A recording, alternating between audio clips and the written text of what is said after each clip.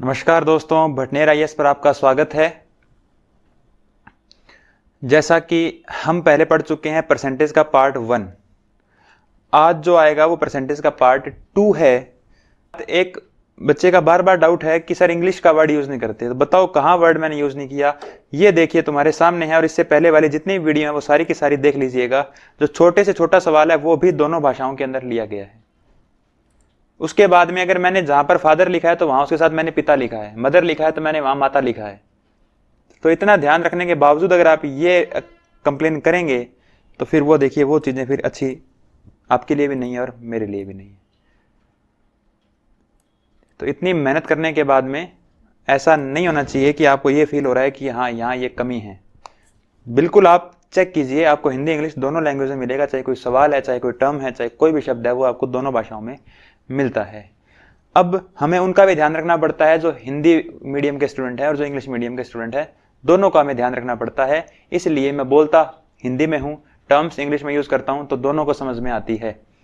ठीक है, तो आइए ज्यादा टाइम खराब नहीं करेंगे, आज अपने पढ़ते हैं परसेंटेज का पार्ट 2। ये वीडियो पहले ही बता रहा हूं मैं, ये वीडियो लगभग 2 घंटे की होगी, तो कोई जरूरी नहीं है कि आप उसको एक दिन में देखें। एक दिन में देखते हो बहुत अच्छी बात है, तो आप इसको 2 भागों में देख सकते हो। मैं क्यों नहीं बना रहा इसको 2 भागों में? मैं इसको 2 भागों में इसलिए नहीं बना रहा क्योंकि जो एक कंसेप्ट होता है उसका एक फ्लो टूट जाता है, और फ्लो टूटने के बाद फिर उस कंसेप्ट पे दिक्कत आती है बच्चे को दोबारा से। आज पढ़ते हो कल तक भूल जाते हो। इसलिए आपको मेरी यही एडवाइस रहेगी कि 2 घंटे की वीडियो आप लगातार लगा लीजिए। जिसको थोड़े बहुत पता है उसके वो अब इसकी स्पीड बढ़ा सकता है, स्पीड बढ़ाने का ऑप्शन उसके अंदर आता है। ठीक है, तो आइए आज इसके कंसेप्ट जो है वो परसेंटेज की पहली वीडियो में मैं बता चुका हूं। 1-2 बातें जो छूट गई थी वो मैं आपको बताता हूं, उसके बाद में अपने सवाल के माध्यम से कुछ एक टाइप्स करेंगे। देखिए, एक अगर मैं कहूं, मैंने आपको फ्रैक्शन बता दी कि अगर 1/2 है तो वे 50% है ना। ये मैंने सारी आपको बता दी थी, फ्रैक्शन वगैरह मैंने आपको सारी की सारी समझा दी थी कि फ्रैक्शन क्या होती है। उस पर नहीं जाएंगे, और फ्रैक्शन का यूज किस तरीके से होता है वो भी आपने देख लिया होगा। मैं आपको बताता हूं परसेंटेज के अंदर कैसे, कि अगर मैंने लिखा कि 1800 या 18,000 को 10% से बढ़ाया जाता है, 18,000 को 10% से बढ़ाया जाता है, तो जो वैल्यू मिलेगी वो क्या मिलेगी? देखिएगा, 18,000 को अगर आप 10% से बढ़ाओगे तो 18,000, 2 तरीके हैं इसको बढ़ाने के। क्या? एक तो 10% निकाल लीजिए। 10% की मैंने आपको क्या बता रखी है? फ्रैक्शन बता रखी है, लेकिन फिर भी मैं आपको पहले करके बताता हूं। 18,000 का 10/100, 10% निकालने के लिए परसेंट हटाओगे तो डिवाइड में क्या लग जाएगा? 100 लग जाएगा। कितना आएगा? 1800। और 18,000 को 10% से बढ़ाया गया, मतलब क्या किया गया? 18,000 को 10% यानी कि 1800 से बढ़ाया गया, तो वो कितना हो गया आपका? 19,800 आंसर आएगा। क्लियर है? एक तरीका। दूसरा तरीका क्या होता है, अगर आप किसी वैल्यू को बढ़ाते हो तो आप क्या करोगे? आप लिखोगे 18,000, और 18,000 का कोई भी चीज अपने आप में 100% होती है। ये मैं बता चुका हूं, दोबारा बता रहा हूं, कोई भी चीज अपने आप में 100% होती है, और उसको जब आप 10% से बढ़ाते हो तो वो 100% होती है। 10% से बढ़ाते हो तो वो कितनी हो जाती है?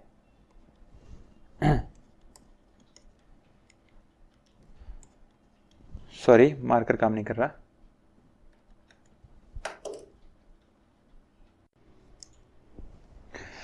ये कितना हो गया अपना? 110%। तो कोई भी चीज 100% होती है, वो 10% से बढ़ जाएगी तो कितनी हो जाएगी? 110% हो जाएगी। तो आप क्या कीजिए, इसका सीधा क्या निकाल दीजिए?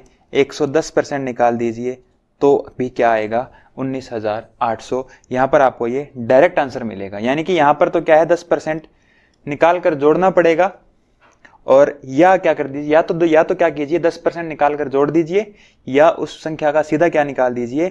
110% निकाल दीजिए। आपका दोनों कंडीशन में जो क्या आएगा? एक ही आंसर आएगा, क्योंकि आपने क्या किया है, कोई भी चीज अपने आप में 100% होती है, अगर उसको आप 10% से बढ़ाओगे तो कितनी हो जाएगी? वो आपकी 110 हो जाएगी। और अगर इसी सवाल को मैंने क्या कहा, धीरे धीरे धीरे परसेंटेज को छोड़कर फ्रैक्शन पे अगर आए अपने, तो 10% की फ्रैक्शन क्या होती है? अगर आपने याद की है तो पहली वीडियो में करवाई थी मैंने, 10% की फ्रैक्शन क्या होती है 1/10। तो क्या करो, या तो 18,000 का 1/10 निकाल लो, कितना आएगा 1800, और 18,000 में 1800 जोड़ोगे तो आपको कितना मिलेगा, आपको मिलेगा 19,800। सेम सवाल है, 10% निकालना है तो चाहे 1/10 निकाल लीजिए, या क्या तरीका बताया मैंने दूसरा कि 100% की बजाय आप क्या निकाल लो, आप सीधा 100% में 10% जोड़ोगे तो कितना आएगा 110% आएगा, बताया ना मैंने आपको। तो उसी तरीके से फ्रैक्शन क्या होती है, फ्रैक्शन होती है 1/10। 1 क्या होती है 10, और मैंने आपको फ्रैक्शन के बारे में बता रखा है कि फ्रैक्शन कैसे काम करती है।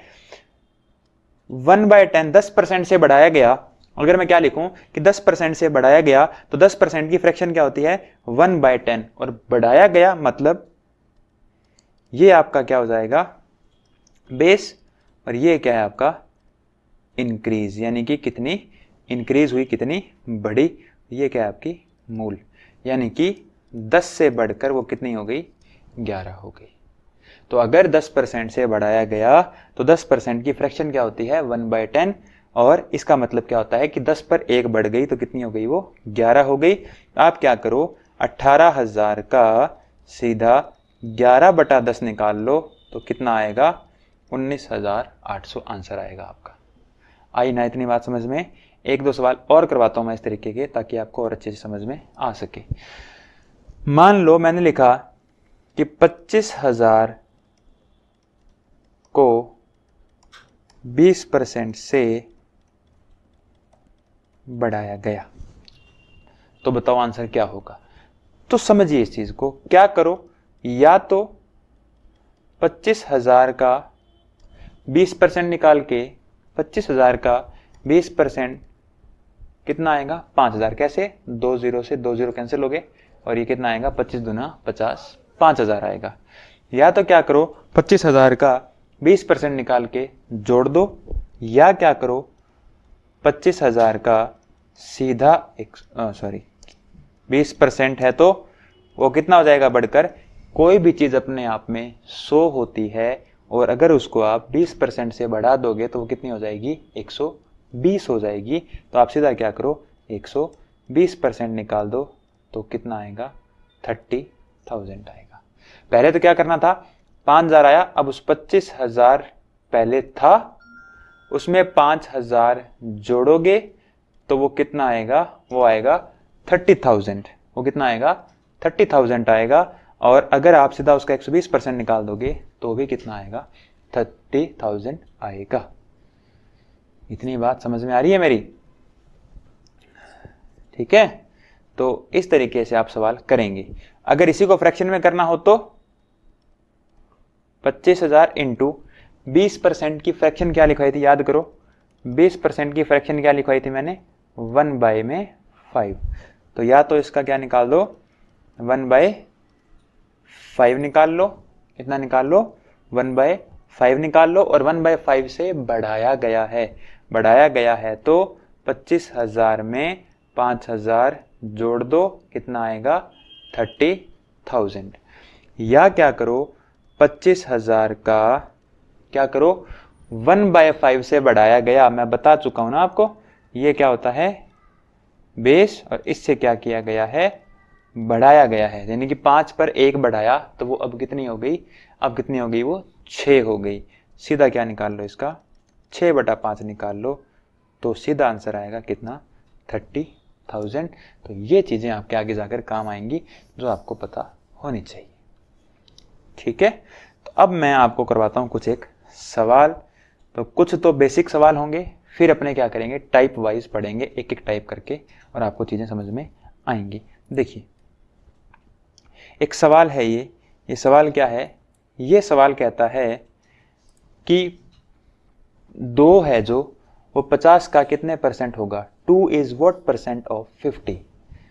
सबसे पहले बताओ कौन किसका परसेंट होगा। तो पहले क्या कह रहा है कि कौन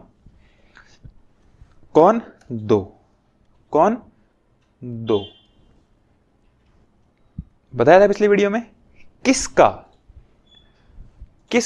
इज व्हाट परसेंट ऑफ 50, 50 का, किसका? 50 का, यानी कि यहाँ पर हमारा बेस क्या है? यहाँ पर हमारा बेस जो है वो 50 है। यहाँ पर हमारा बेस क्या है? 50 है। और क्या पूछ रहा है? कितना प्रतिशत है? प्रतिशत निकालने के लिए मैंने क्या बताया था? इनटू में 100 लगाते हैं, मल्टीप्लाई विद 100 करते हैं, तो यहाँ से आपका जो आंसर आएगा वो कितना आएगा? 4%, 4% आपका आंसर आएगा। ये मैं आपको करवा चुका हूं पहले, ठीक है। 5:4 को प्रतिशत में कितना लिखा जाएगा? The ratio 5:4 expressed as a percent equals. इसको कैसे लिखते हैं? देखो इसका मतलब क्या होता है। अब इतनी देर तो अपने क्या पढ़ रहे थे? कौन किसका, है ना। और हमने पिछली वीडियो में भी ये डिस्कस किया था कि कौन किसका कितना परसेंट है, ये आप निकालना आपने सीख लिया होगा अब तक। हमें जो सीखना है अब क्या है कि अगर रेशियो आ जाए कि 5:4 के अनुपात को प्रतिशत में कितना लिखा जाएगा? The ratio 5:4 expressed as a percent equals. कुछ नहीं करना आपने क्या लिखना है? 5/4। 5:4 है। और मैंने आपको रेशियो वाले चैप्टर में क्या बता रखा है? रेशियो वाले चैप्टर में बता रखा है कि रेशियो एक तरीके का क्या है? भाग ही होता है। रेशियो एक तरीके से क्या होता है? भाग होता है। तो 5:4 है, तो आप वहां पर क्या लिख सकते हो? 5/4 लिख सकते हो। 5/4। और परसेंटेज के लिए इनटू में क्या लगाते हैं? परसेंटेज के लिए इनटू में क्या लगाते हैं? 100। आपका आंसर कितना आ जाएगा? 125%। अगर एक सवाल में नहीं समझ में आया, मैं आपको और बता देता हूं। अगर आपसे पूछ ले कि 3 तो बाद में आएगा, 3:2 को परसेंट में क्या लिखेंगे? 3/2 को परसेंट में क्या लिखेंगे? तो कुछ नहीं करना आपने, 3/2 इंटू परसेंट के लिए क्या लगाना है? 100 लगाना है। कितना आ जाएगा ये? 150%। इतनी सी बात है, ठीक है। तो ये बातें आपको समझ में आ गई होंगी। ये 80% नहीं है इसका आंसर, ये 80% गलत है, ये 125% आएगा इसका, ठीक है। ये ग्रीन के अंदर यहाँ 80 किया हुआ है, 80 नहीं आएगा। इसका आंसर जो आएगा वो 125% सही आंसर आएगा इसका, ठीक है। आगे चलें। ये देखिए, a+b का 15%, a-b का 25% है। ये सवाल पहले आया करते थे एसएससी के अंदर, अब तो नहीं आते, खैर बहुत पहले टाइम में एसएससी में आया करते थे, तो वो अब यूपीएससी के अंदर आ सकते हैं, क्योंकि जो बिल्कुल बेसिक से सवाल है वो यूपीएससी पूछती है। तो a+b का 15%, क्या करना है आपने?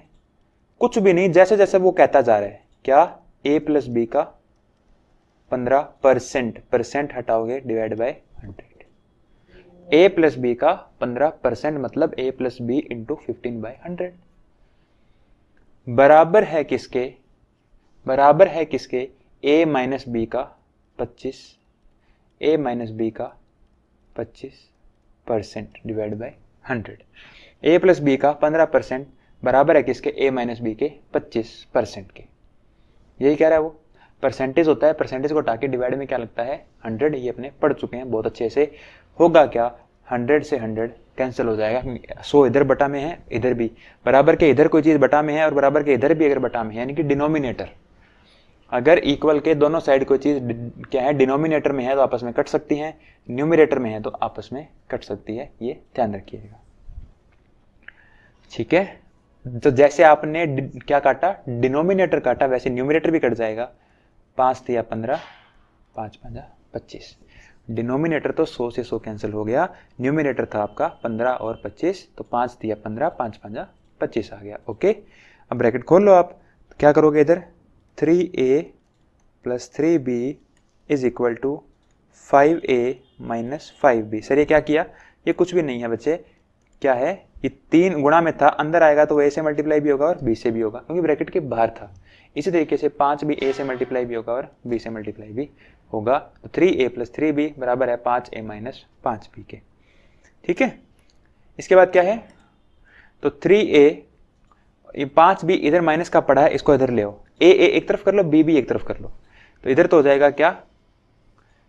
5a - 3a, क्योंकि इधर प्लस का था उधर जाएगा तो माइनस का, और ये इधर आएगा तो 3b + 5b क्योंकि ये माइनस का था तो इधर जाएगा तो प्लस में हो जाएगा।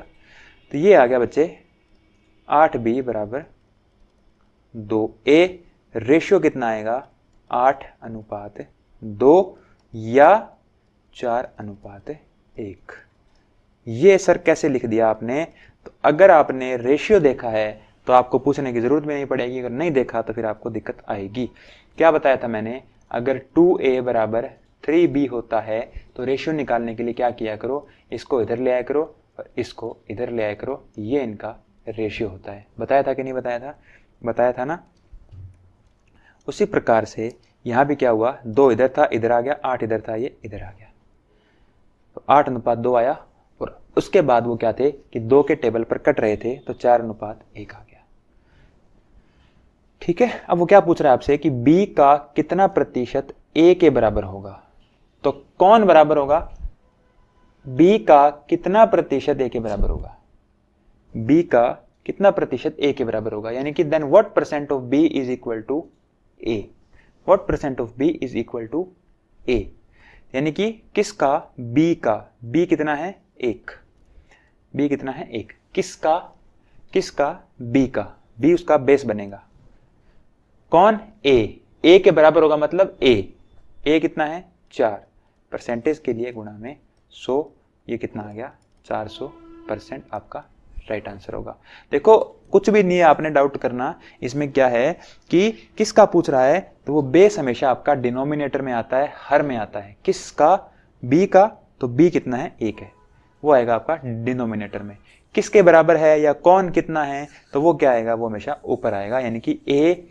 वो पूछ रहा है कि b का कितना प्रतिशत a है, मतलब वो ये पूछ रहा है कि a b का कितना परसेंट है। a b का कितना परसेंट है? कौन? a b का।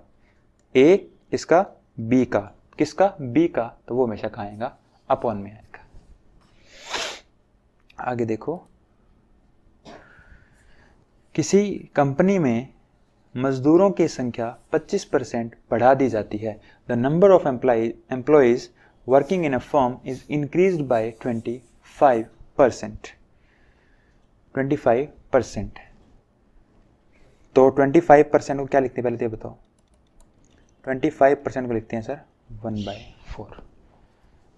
पहली वीडियो अगर देखी है तो आज के सवाल कुछ भी नहीं है आपके सामने। पहली वीडियो अगर नहीं याद आ रही तो दोबारा पहले एक बार पहली वीडियो को देख के आओ, फिर दोबारा आना इस पे, आपको सारी चीजें क्लियर हो जाएंगी। ठीक है, तो सबसे पहले आप उसको जरूर देखिएगा। तो 25% को क्या लिखते हैं? 1/4। अब दो चीजें हैं यहाँ पे, क्या? एक तो एम्प्लॉइज वर्किंग, एक तो एम्प्लॉइज हैं, और एक क्या है? उनकी सैलरी है। तो देखिए सैलरी, दो कंडीशन है, पहले और बाद में। तो आप बताओ पहले तो क्या किया? The number of employees working in a firm is increased bye 25%। एक कंपनी में मजदूरों की संख्या 25% बढ़ा दी जाती है। एंड द वेजेस पर हेड आर डिक्रीज्ड बाय 25%। तथा प्रति व्यक्ति जो मजदूरी है उसमें 25% की कमी कर दी जाती है। तो इसलिए मैंने दो चीज लिखी, देखो एम्प्लॉय लिखा हो रहा है, सैलरी लिखी मैंने।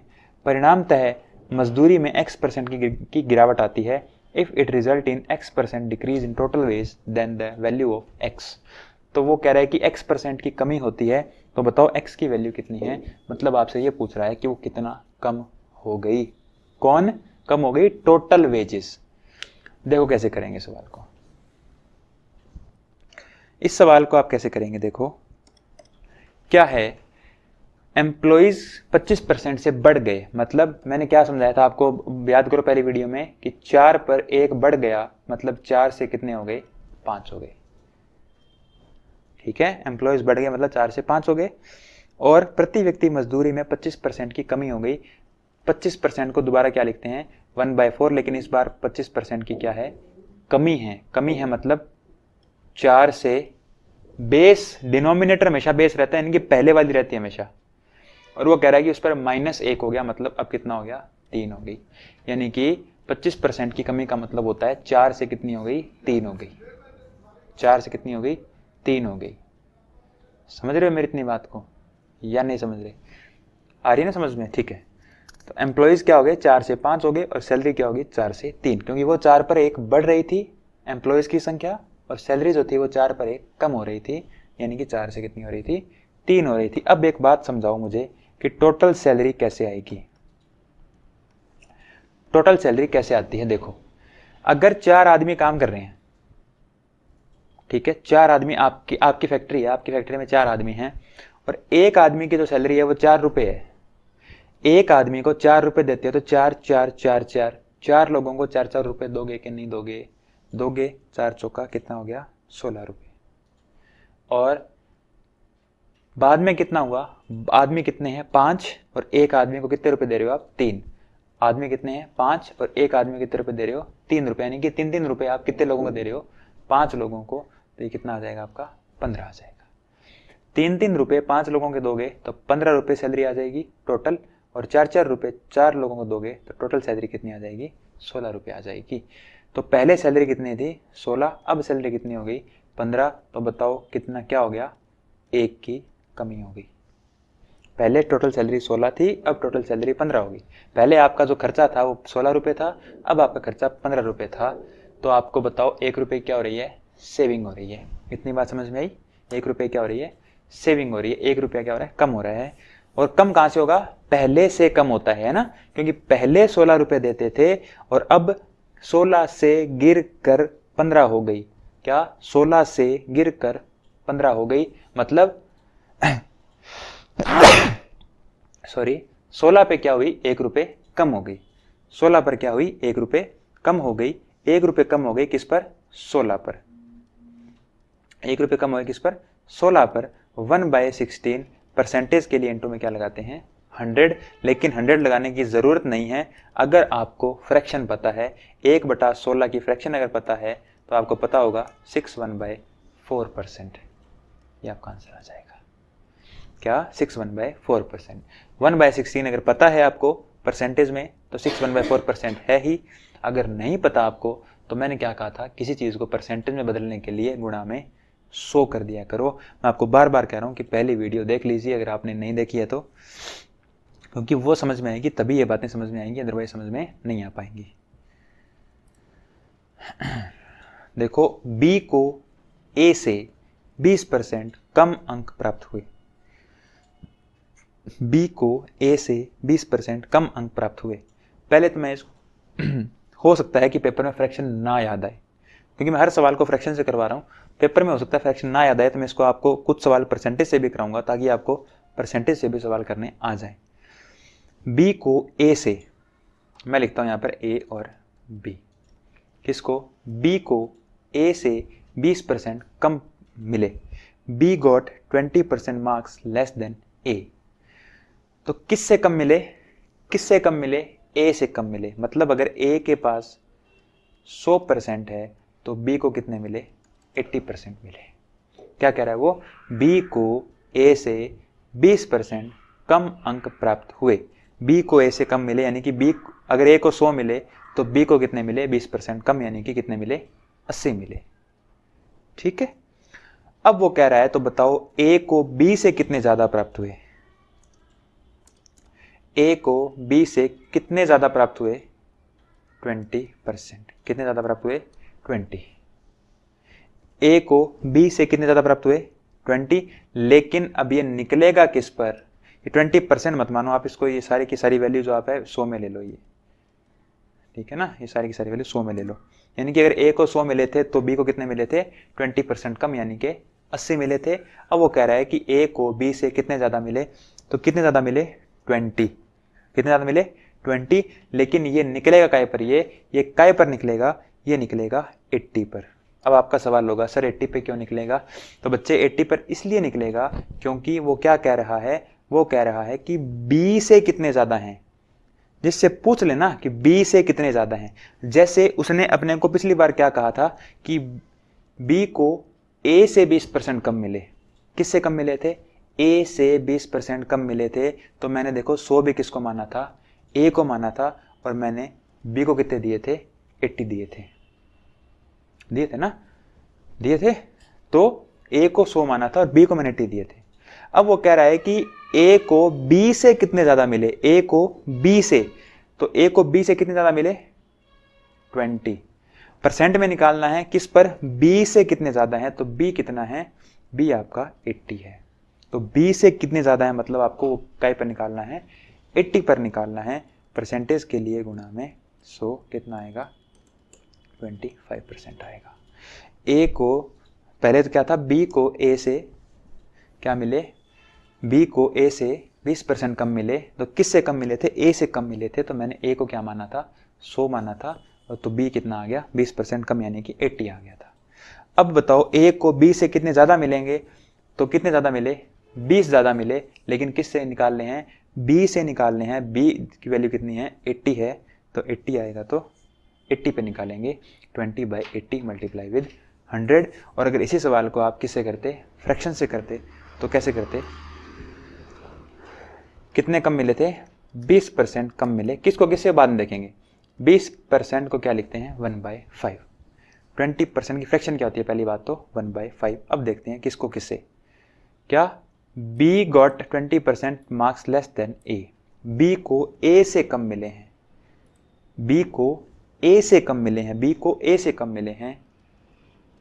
तो B को अगर A को 5 मिले हैं तो B को कम मिला है 1, यानी कि B को कितने मिले हैं 4 मिले हैं।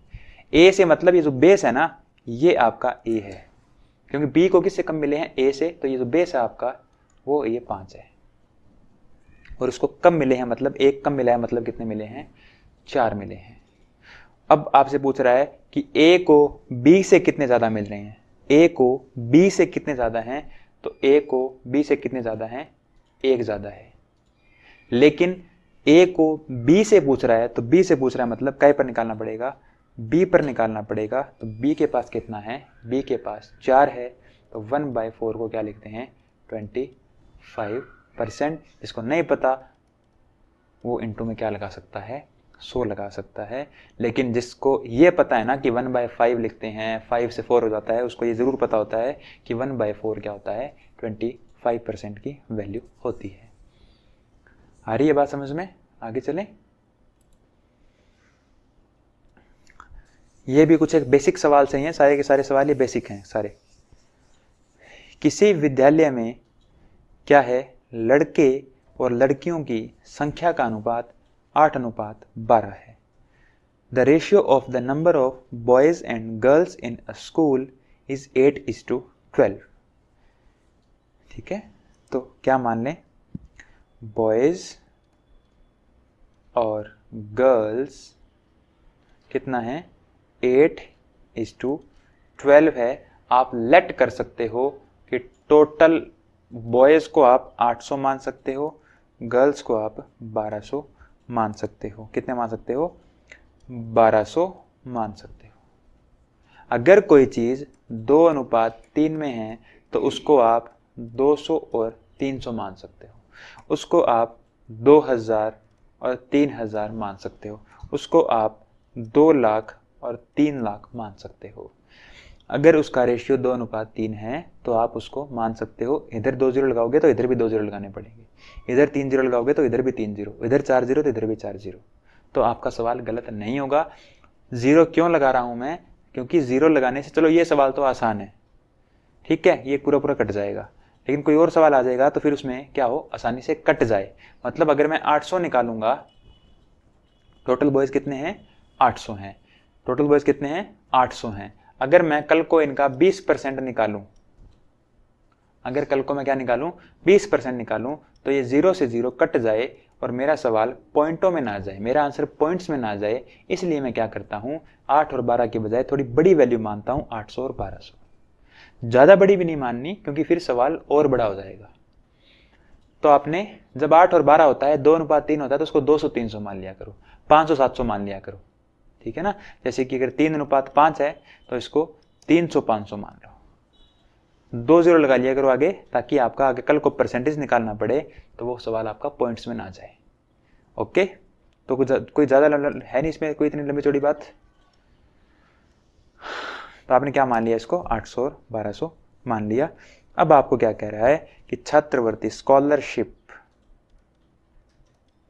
क्या है, if 50% of the boys and 25% of the girls are getting scholarships, यदि 50% लड़कों और 25% लड़कियों को छात्रवृत्ति मिल रही है तो छात्रवृत्ति न पाने वाले छात्रों का परसेंट क्या है? What is the percent of school students who are not getting any scholarship? यानी कि टोटल में बताना है आपको कि कितने बच्चे ऐसे हैं जिनको क्या नहीं मिल रहा, जिनको स्कॉलरशिप नहीं मिल रही। तो पहली बात तो ये बताओ कि आपने क्या पढ़ा। देखो क्या है कि 50% 50% of boys are getting scholarship, 50% लड़कों को छात्रवृत्ति मिल रही है। टोटल कितना होता है बच्चे? टोटल होता है 100%। कोई भी चीज़ अपने आप में टोटल कितनी होती है? 100% होती है।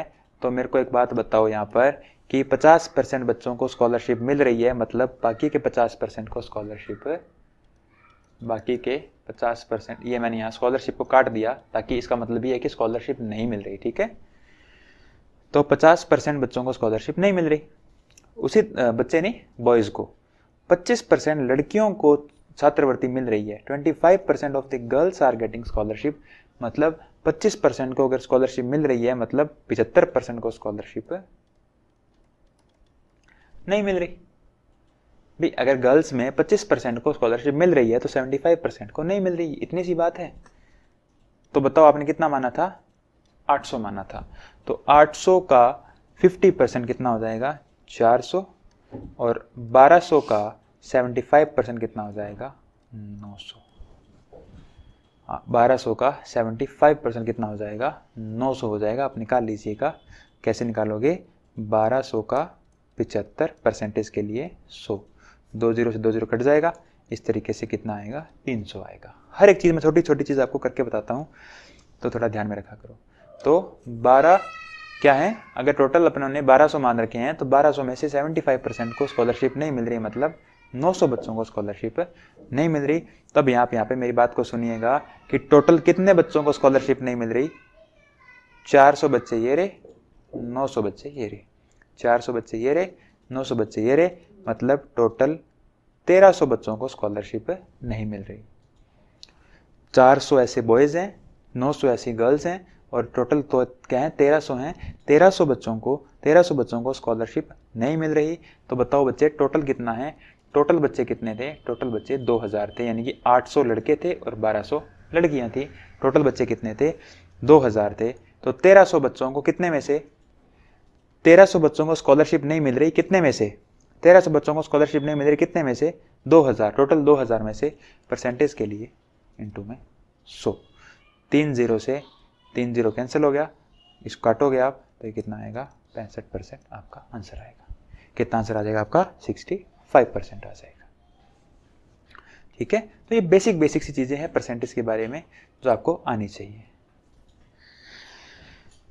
ये सवाल अब आप खुद करेंगे, ठीक है। ये मैं करवाता हूं।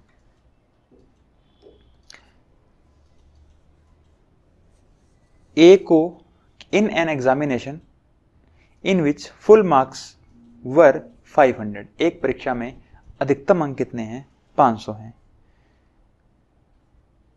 ए गॉट 25% मोर देन सी, ए को 25% अधिक अंक प्राप्त होते हैं। किससे प्राप्त होते हैं? ये नहीं लिखा हुआ यहाँ पे, मैं बताता हूँ। यहाँ लिखा हुआ है ये कि ए को 25% अधिक अंक प्राप्त होते हैं। किससे?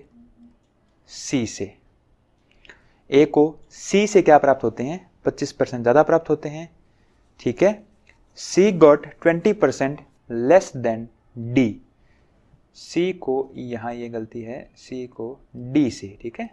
सी को डी से 20% कम अंक प्राप्त होते हैं। यदि ए को 360 अंक प्राप्त होते हैं तो डी को बताओ अधिकतम अंक कितना प्रतिशत प्राप्त हुआ? समझो यहाँ पे। अब यहाँ पर देखो कहीं ना कहीं फ्रैक्शन तो काम में आएगी है, ये तो फ्रैक्शन ज़रूरी है, ठीक है। ए और सी, फिर सी और डी। क्या कह रहा है वो कह रहा है कि एक परीक्षा में ए को सी से 25% ज़्यादा, ए गॉट 25% मोर देन सी।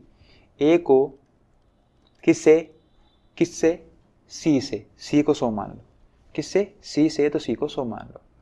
ए को सी से 25% ज़्यादा अंक मिलते हैं, मतलब अगर सी को 100 मिलते हैं तो फिर ए को 25 ज़्यादा मिलते हैं। रेशियो निकालोगे कितना आएगा 5:4, 5:4 आएगा। आएगा कि नहीं आएगा? आएगा। सी को डी से 20% कम मिलते हैं। किसको? सी को डी से। डी से मतलब डी को क्या मान लो 100। सी को डी से 20% कम मिलते हैं, मतलब कितने मिलते हैं? मतलब कितने मिलते हैं? 80 मिलते हैं। मतलब कितने मिलते हैं? 80 मिलते हैं। तो क्या हो गया यहाँ पे 20 के टेबल पे काटोगे कितना आ गया 4:5। कितना आ गया 4:5 आ गया। ओके, ठीक है ना। अब याद करो रेशियो, थोड़े बहुत रेशियो के कंसेप्ट याद करो। इधर कौन है? सी। इधर भी कौन है? सी। ऊपर कौन था? सी था। नीचे भी कौन है? सी है। ठीक है, तो अगर दोनों में सी है तो यहाँ ये वाला और ये वाला बराबर होना चाहिए कि नहीं होना चाहिए? क्योंकि ये बाद वाला भी सी है और ये पहले वाला भी सी है। ये बाद वाला भी सी है और ये पहले वाला भी सी है। तो दोनों नंबर अगर सी के हैं तो सी के नंबर क्या होने चाहिए? बराबर होने चाहिए, जो पहले से बराबर पड़े हैं। तो कुछ भी करने की जरूरत नहीं है। अगर कंडीशन सही है हमारी, यानी कि सी और सी बराबर पड़े हैं, तो आप इनको आंखें बंद करके ऐसे लिख सकते हो। वैसे बी तो है नहीं ना। सी और डी कितना आ गया? ए 5 है, सी 4 है और डी फिर 5 है। ए 5 है, सी 4 है। देखो ए 5 है, सी 4 है और फिर सी डी दोबारा 5 आ गया। वो कह रहा है कि यदि ए को 360 अंक प्राप्त होते हैं, इफ ए गॉट 360 मार्क्स, तो 360 किसको मिले? ए को मिले। ए को मिले मतलब काय की वैल्यू है? 5 की वैल्यू है इनटू में। तो डी को कितने, what percent of full marks was obtained by D? तो डी को नंबर कितने मिले पहले तो ये बताते हैं, परसेंट बाद में देखेंगे। कितने मिले? 5। ए को भी कितने मिले? 5। डी को भी कितने मिले? 5। तो 360 5 की वैल्यू है, हमें निकालने में किसकी है? 5 की। ये 5 की वैल्यू है और हमें निकालने में किसकी है? 5 की निकालनी है। 5 से 5 कट जाएगा, 360 आएगा। और आप इतना दिमाग खुद लगाओ कि रेशियो में 5 और 5 ए और डी के नंबर बराबर हैं, तो रियल में भी ए और डी के नंबर बराबर होंगे। लेकिन मैंने तुम्हें ऐसे करके क्यों दिखाया? ताकि आप रेशियो अगर कुछ और आ जाए कल को तो आप उसके लिए क्या रहो? रेडी रहो। ठीक है, 360 नंबर किसको मिलते हैं? 360 नंबर डी को भी मिलते हैं। और वो पूछ रहा है कि परसेंटेज में बताओ कितने नंबर है। तो बच्चे डी के नंबर कितने आए? 360। डी को कितने नंबर मिले? 360 नंबर मिले। कितने में से? टोटल पेपर कितने नंबर का था? टोटल पेपर कितने का था? 500 नंबर का था। परसेंटेज के लिए इनटू में 100 लगा देंगे। 2 0 से 2 0 गए, कितना आ गया? 75% आपका आंसर आ गया। ठीक है, ये आपका आंसर आ जाएगा कितना? 75%। चलें आगे। एक और सवाल है आसान सा, ये भी बेसिक सवाल है, फिर अपने टाइप बाय चलेंगे। शायद एक ही सवाल और रहा है। ये एक सवाल और है, ये तो खैर वही सवाल रिपीट हो गया दोबारा से। हाँ, एक सवाल और रहा है आपका, वो करवाया था हम आपको। कपड़े का मूल्य 25% से क्या हो जाता है? कम हो जाता है। कपड़े का मूल्य 25% से कम हो जाता है। प्राइस कितना हो गया? 25% कम हो गया। तो बच्चे 25% को क्या लिखते हैं अपने? ये लिखते हैं ना 25% को। 25% को क्या लिखते हैं? 1/4। अगर फ्रैक्शन याद है आपको तो क्या लिखते हैं? 1/4 लिखते हैं। 25% से कम हो गया मतलब पहले कितना था? 4, और अब 1 कम हो गया मतलब कितना रह गया? वो पीछे 3 रह गया। अब तो जान चुके हो ना फ्रैक्शन कैसे काम में आती है। 1/4 का मतलब पहले 4 था और अब 1 कितना हो गया? कम हो गया। यानी कि 4 पर 1 कम हो गया, कितना रह गया? 3 रह गया। कपड़े की जो बिक्री है, सेल है जो कपड़े की, वो 20% से बढ़ जाती है। 20% को क्या लिखते हैं? 1/5 लिखते हैं। तो बढ़ जाती है मतलब 5 से कितनी हो जाती है? 6 हो जाती है। 5 से कितनी होगी? 5 से बढ़कर कितनी होगी? 6 हो गई। तो बताओ एक दुकानदार की कुल आय में कितना परिवर्तन होगा? आप खुद सोचो कि एक दुकानदार प्राइस, कपड़े का प्राइस कितना है? 4 रुपये। सेल कितनी है? मान लो उसकी 5 मीटर है ना। 5 मीटर सेल है। प्राइस मतलब 1 मीटर कपड़े का रेट कितना है? 4 है। 1 मीटर कपड़े का रेट 4 है और कितना सेल है उसकी? 5 मीटर उसकी सेल थी। तो बताओ पहले उसका टोटल रेवेन्यू कितना था? 20। कुल आय में पूछा है, टोटल आय में पूछा है, कितना फर्क पड़ेगा, कितना था 20। अब प्राइस कितना है 3 रुपये, लेकिन सेल कितनी है इस बार 6 मीटर की है, तो 6 दिया, कितना हो गया 18। उधर प्राइस 1 रुपये कम हो गया, मतलब कितना हो गया 3 रुपये, और सेल कितनी होगी आपकी 6 मीटर, 1 मीटर कपड़ा 3 रुपये का, तो 6 मीटर कपड़ा कितने का हो गया 18 रुपये का। तो पहले 20 रुपये कमाई थी, अब कितनी कमाई है 18 रुपये। कितनी कमी हो रही है बताओ 2। पहले 20 रुपये थी, अब 18 हो गई, कितनी कमी हो रही है 2 की कमी हो रही है, कितने पे 20 पे। क्योंकि बेटा कमी होती है पहले से कमी होती है, कमी ऐसे होती है 20 से कम होकर 18 हो गया, 18 अपने क्या बोलेंगे 18 पे 2 कम हो गया, 18 पे 2 कम होएगा तो कितना हो जाएगा, वो तो 16 हो जाएगा। तो अपने क्या कहेंगे 20 से 2 कम हो गया और कितना हो गया 18 हो गया, 2/20 परसेंटेज के लिए इंटू में 100, ये आपका आएगा 10%। डिक्रीज क्यों, क्योंकि 20 से 18 हो गई मतलब 2 की कमी हो गई, इंक्रीज नहीं है, क्या है ये डिक्रीज आएगा। कितना आ गया 10% की क्या हो गई कमी हो गई, 10% डिक्रीज है। ये सेम सवाल आ गया वो गलती से, और बाकी आप एक बार स्किप मत किया करो, इसको आप करके देखना, आपसे हो जाएगा सवाल ये। चीनी के दामों में, अब यहां से देखो, यहां से आती है आपकी नई टाइप, तो टाइप आने से पहले मैं आपको क्या बता देता हूं, इसका कंसेप्ट बताता हूं। एक कंसेप्ट करेंगे, फिर ये सारी एक टाइप के सारे सवाल कर लेंगे। तो यहां से टाइप स्टार्ट होती है, इसका कंसेप्ट क्या है ये देखिएगा। तो इस टाइप का बेसिक क्या है, देखो आपके घर में आप चीनी लेकर आते हो, या आपके घर में ये सवाल बनते हैं चीनी पर, चावल पर, गेहूं पर, इस तरीके से बनते हैं, ठीक है ना। तो जब भी आप चीनी खरीदने जाते हैं या चावल खरीदने जाते हैं, आपके पास 3 चीजें आती है, देखो शुगर और राइस। तो देखो 3 चीजें आती है, कौन कौन सी, एक होती है प्राइस, जो क्या होती है कीमत, एक होती है क्या चीज की क्वांटिटी, उसकी मात्रा, और एक होता है आपका एक्सपेंडिचर।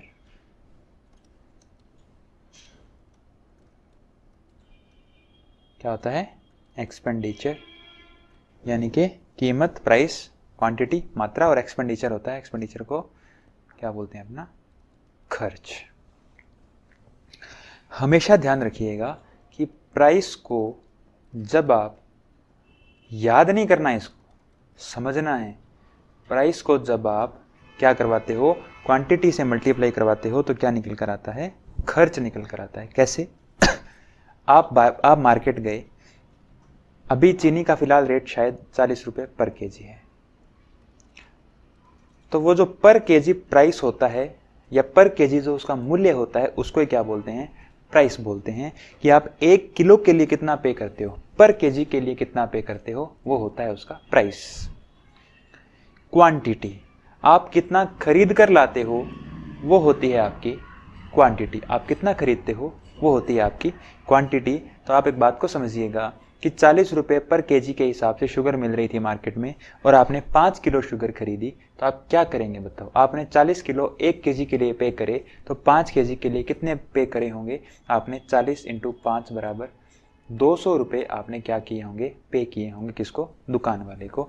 ये जो 200 रुपये निकल कर आया ये आपका क्या है, ये आपका एक्सपेंडिचर है। इतनी बात आई समझ में। प्राइस 40 रुपये था, क्वांटिटी 5 किलो थी, और 40 रुपये के हिसाब से आप अगर 5 किलो खरीदेंगे तो आपको 200 रुपये क्या करने पड़ेंगे पे करने पड़ेंगे, और यही 200 रुपये क्या है आपका खर्चा है। इतनी बात क्लियर होगी आपके लिए, ठीक है।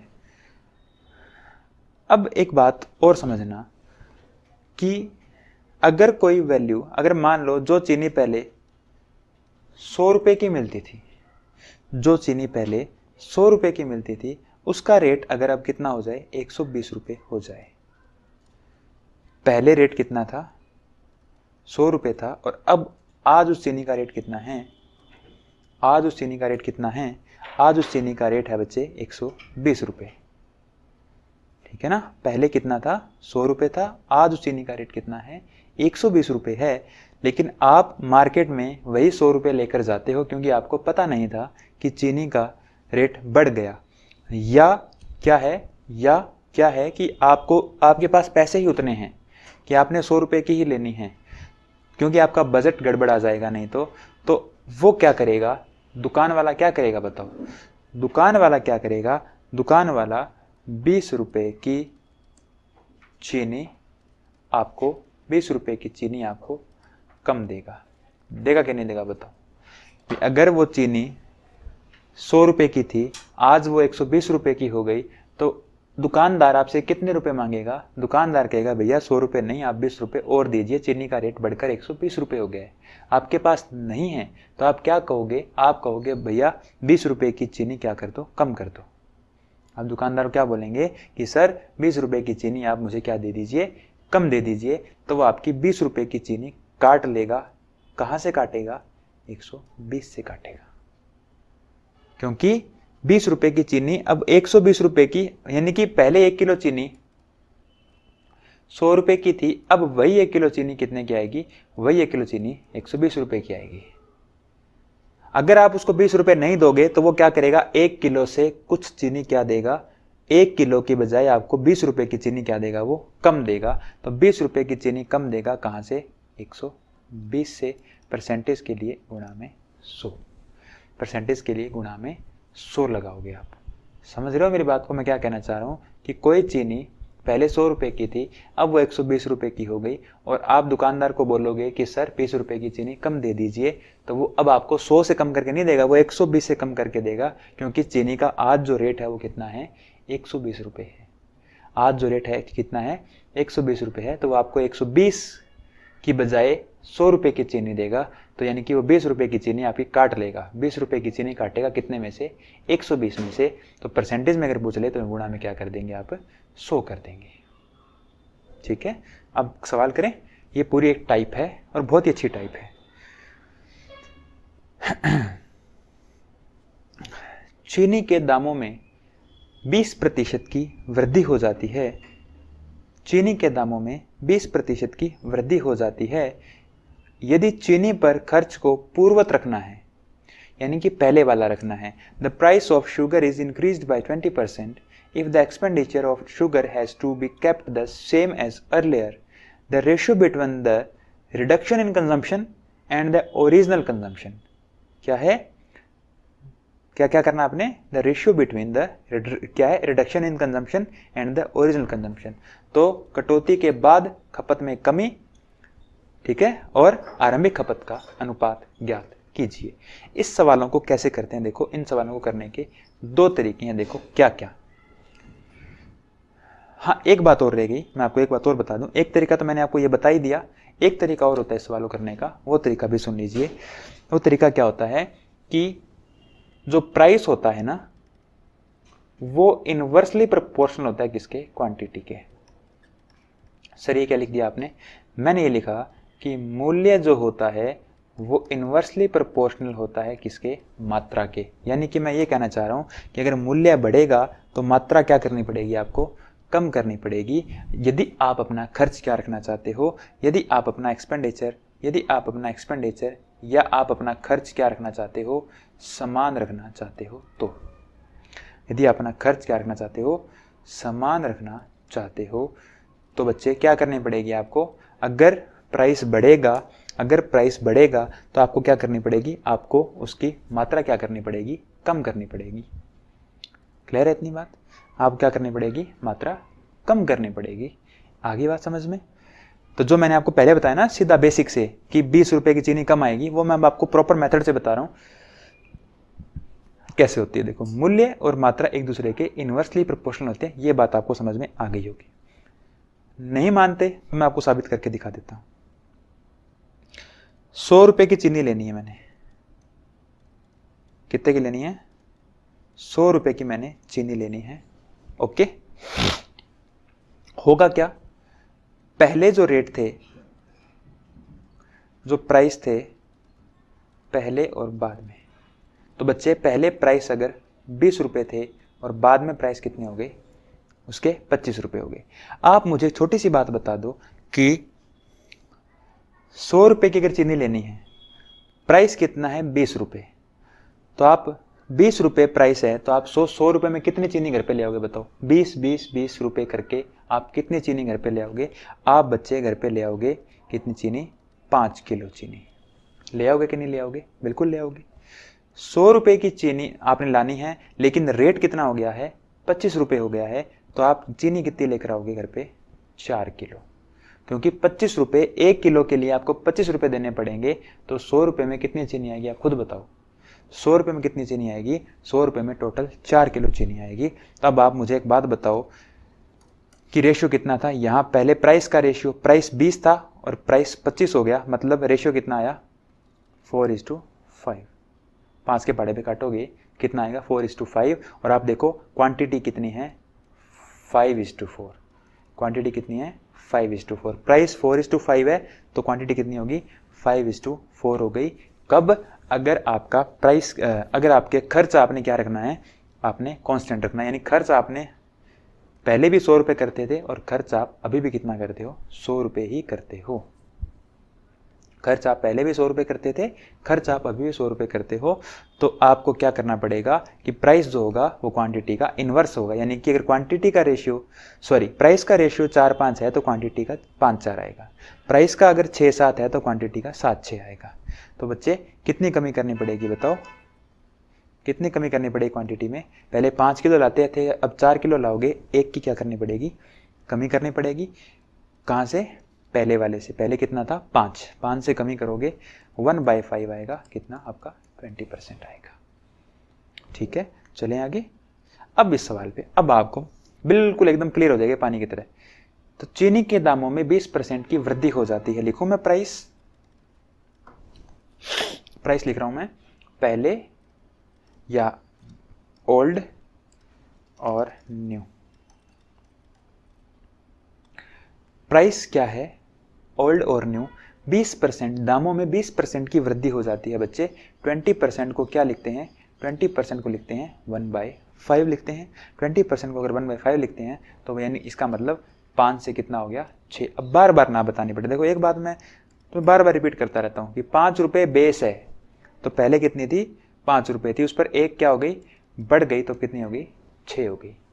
और वो क्या कह रहा है? वो कह रहा है if the expenditure on sugar has to be kept the same. अगर एक्सपेंडिचर सेम है, अगर एक्सपेंडिचर क्या है? कांस्टेंट है, यदि चीनी पर खर्च को पूर्ववत रखना है, अगर एक्सपेंडिचर कांस्टेंट है, अगर एक्सपेंडिचर कांस्टेंट है तो आपकी क्वांटिटी क्या आ जाएगी? आपकी क्वांटिटी क्या आ जाएगी? 6:5 आ जाएगी।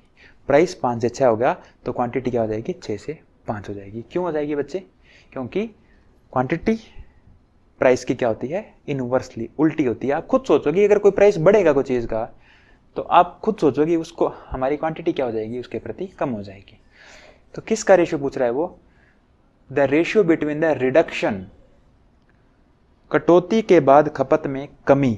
तो कमी कितनी हो रही है बच्चे? 6 से 1। कमी कितनी हो रही है? 1 की ratio. And the original consumption, और आरंभिक खपत। आरंभिक खपत कितनी है? 6। कितना आंसर आ गया? 1:6। कमी कितनी है? 1 है, और इनिशियल कितना थी क्वांटिटी? 6 थी। 1:6 आ जाएगा। अगर आप सीख लोगे तो बहुत आसान है, बहुत ही आसान है चीजें ये। आगे चलें।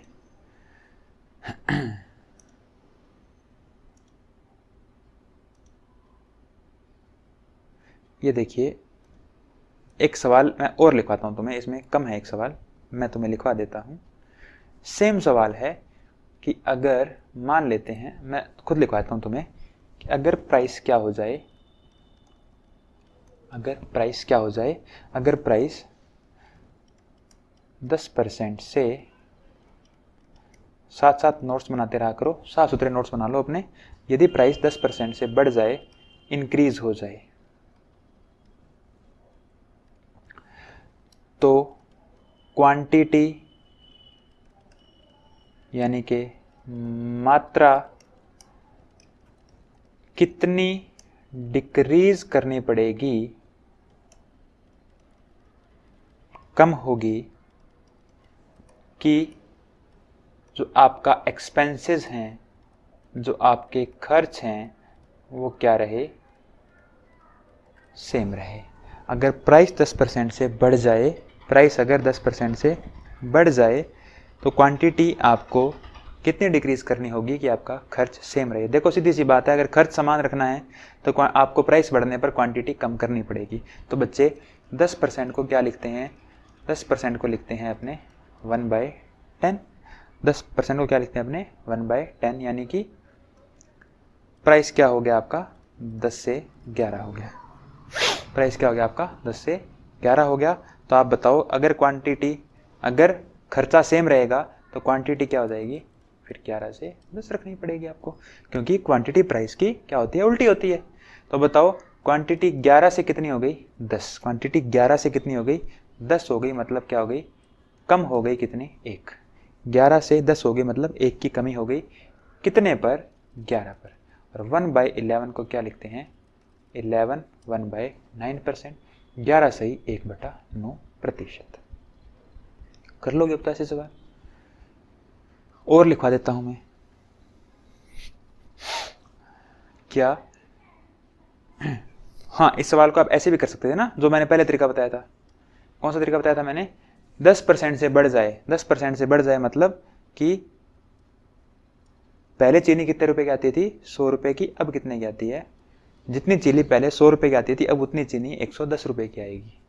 आप दुकान पे गए, आपने दुकान वाले को बोला भैया 100 रुपए की चीनी दे, तो वो क्या करेगा, वो कहेगा सर 100 रुपए वाली चीनी अब कितने की हो गई, 110 रुपए की हो गई, इसलिए मैं 10 रुपए की चीनी कम दूंगा, कितने से, 110। मैं 110 की नहीं दूंगा, मैं 100 की दूंगा, मैं 10 रुपए की चीनी कम दूंगा 110 में से, तो भी कितना आएगा, तो भी 11 से 1/9%। एक ही बात है, कोई फर्क नहीं पड़ेगा उससे, ठीक है। और एक दो सवाल और करवाता हूं मैं मेरी तरफ से। अगर मैं आपको मान लो एक सवाल दे दूं कि अगर प्राइस क्या हो जाए 20% इंक्रीज हो जाए, प्राइस 20% डिक्रीज लिखते हैं ना, प्राइस क्या हो जाए 20% डिक्रीज हो जाए, और आपका एक्सपेंडिचर कांस्टेंट ना रहे बल्कि मैं बढ़ा दूं, मैं मेरी सैलरी बढ़ गई तो मैंने खर्चा भी बढ़ा दिया। कई बार हो जाता है ना ऐसा कि सैलरी बढ़ गई तो मैंने 20% खर्चा बढ़ा भी दिया, और ऊपर से जो चीज का प्राइस था वो भी क्या हो गया, कम हो गया। तो मैं क्या करूंगा, अब वो उसकी क्वांटिटी क्या हो जाएगी बताओ, बढ़ेगी, कितनी बढ़ेगी ये बतानी है आपने, क्वांटिटी पे क्या इफेक्ट पड़ेगा, देखते हैं। तो प्राइस क्या हो गया उसका,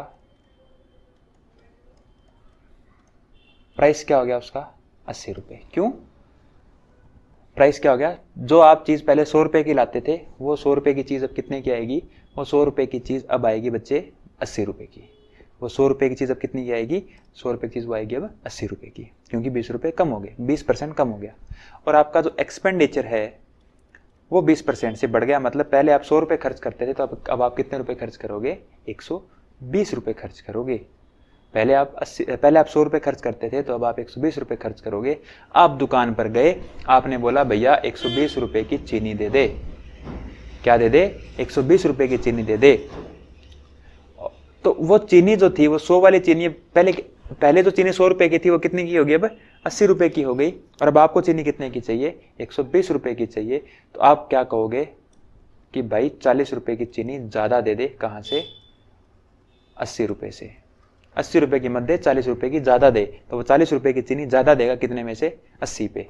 परसेंटेज के लिए वही 100 कितना आएगा, 50% आएगा, ठीक है। तो प्राइस से देखना होता है अपने, क्योंकि प्राइस से क्यों देखना है, देखो आपने तो 120 रुपए देंगे उसको, आप तो 120 रुपए दोगे, लेकिन दुकान वाला तो क्या देखेगा, दुकान वाले को तो प्राइस से मतलब है ना। दुकान वाला कहेगा भैया जो आप 100 रुपए की लेके जाते थे वो अब 80 रुपए की होगी, आप कहोगे यार 80 की मत दे, तू एक काम कर 40 रुपए की और दे दे, है ना। भी वो जो 100 रुपए की चीनी थी, अगर उतनी ही चीनी लानी हो तो वो चीनी आपको कितने की मिलेगी, वो चीनी आपको 120 की 80 की मिलेगी। आप कहोगे यार भैया 120 रुपए की दे, मेरे को 40 रुपए की चीनी और डाल दे, तो 40 रुपए की चीनी और डाल दे, किस में डाल दे, 80 रुपए वाले में डालेगा ना। 80 रुपए की चीज तो वो पहले आती थी उतनी आएगी, पर 40 रुपए की उसमें और बढ़ जाएगी, तो 80 पर 40 और बढ़ जाएगा, इसलिए उसको अपने 80 से देखते हैं। तो समझिए दिमाग को, ना कि रटिए चीजों को, ठीक है। अगर आपको दूसरे तरीके से करना है रेशियो वाले से, तो मैं रेशियो से भी करवा देता हूँ। दोनों तरीके अच्छे हैं, आप जो मर्जी जिससे मर्जी कर लो। लेकिन रेशियो से आपको सिर्फ ये पता होना चाहिए कि क्वांटिटी कहाँ से आती है। क्वांटिटी कहाँ से आती है पता होना चाहिए आपको। क्वांटिटी आती है कि आप कितना पैसा खर्च करते हो अपॉन में प्राइस कितना है। और ये भी रटना नहीं होता। आप बताओ 20 रुपये प्राइस है और 100 रुपये आपका खर्चा है, कितनी चीनी लाओगे? सोचने वाली बात है। 20 रुपये वाली चीज है, 100 रुपये की लानी है। या मान लो 20 रुपये की डेयरी मिल्क चॉकलेट आती है, डेयरी मिल्क चॉकलेट 20 रुपये की, आपने 100 रुपये की लानी है, तो बताओ कितनी चॉकलेट आएगी? सोचने वाली बात है ना। क्या करोगे? 100 में 20 का डिवाइड करोगे, यार 5 चॉकलेट आ जाएगी। तो वही एक्सपेंडिचर क्या हुआ? 20% से बढ़ गया, मतलब 5 से कितना हो गया? 6। क्या हो गया? 5 से 6 हो गया। हो गया। प्राइस क्या हो गया? 20% से घट गया, मतलब 5 से कितना हो गया? 4। और डिवाइड कर दोगे, डिवाइड ही करोगे ना, क्या करोगे बताओ? खुद सोचो आप। ये एक्सपेंडिचर दे रखा है, प्राइस दे रखा है, क्वांटिटी निकालनी है, तो क्वांटिटी बच्चे डिवाइड करके आई कैसे आएगी बताओ? सोचोगे तो मैथ बिल्कुल आसान हो जाएगी, समझोगे तो। एक्सपेंडिचर अपॉन में प्राइस करोगे तभी तो क्वांटिटी आती है। मैंने डिवाइड कर दिया, तो 5 से 5 कट गया, 2 3 जा 2 2 जा, ये भी कट गया। तो कितना आ गया? 1:3/2। ये 2 अपॉन में नहीं रहना चाहिए, इसको इधर ले आओ, तो कितना हो गया? 2:3 हो गया।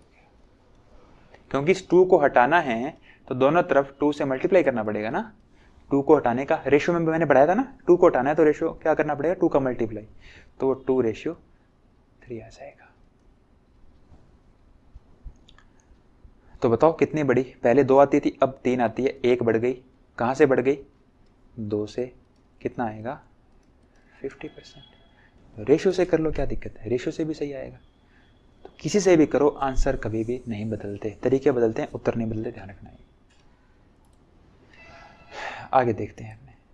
आगे क्या है? सवाल को पढ़िए।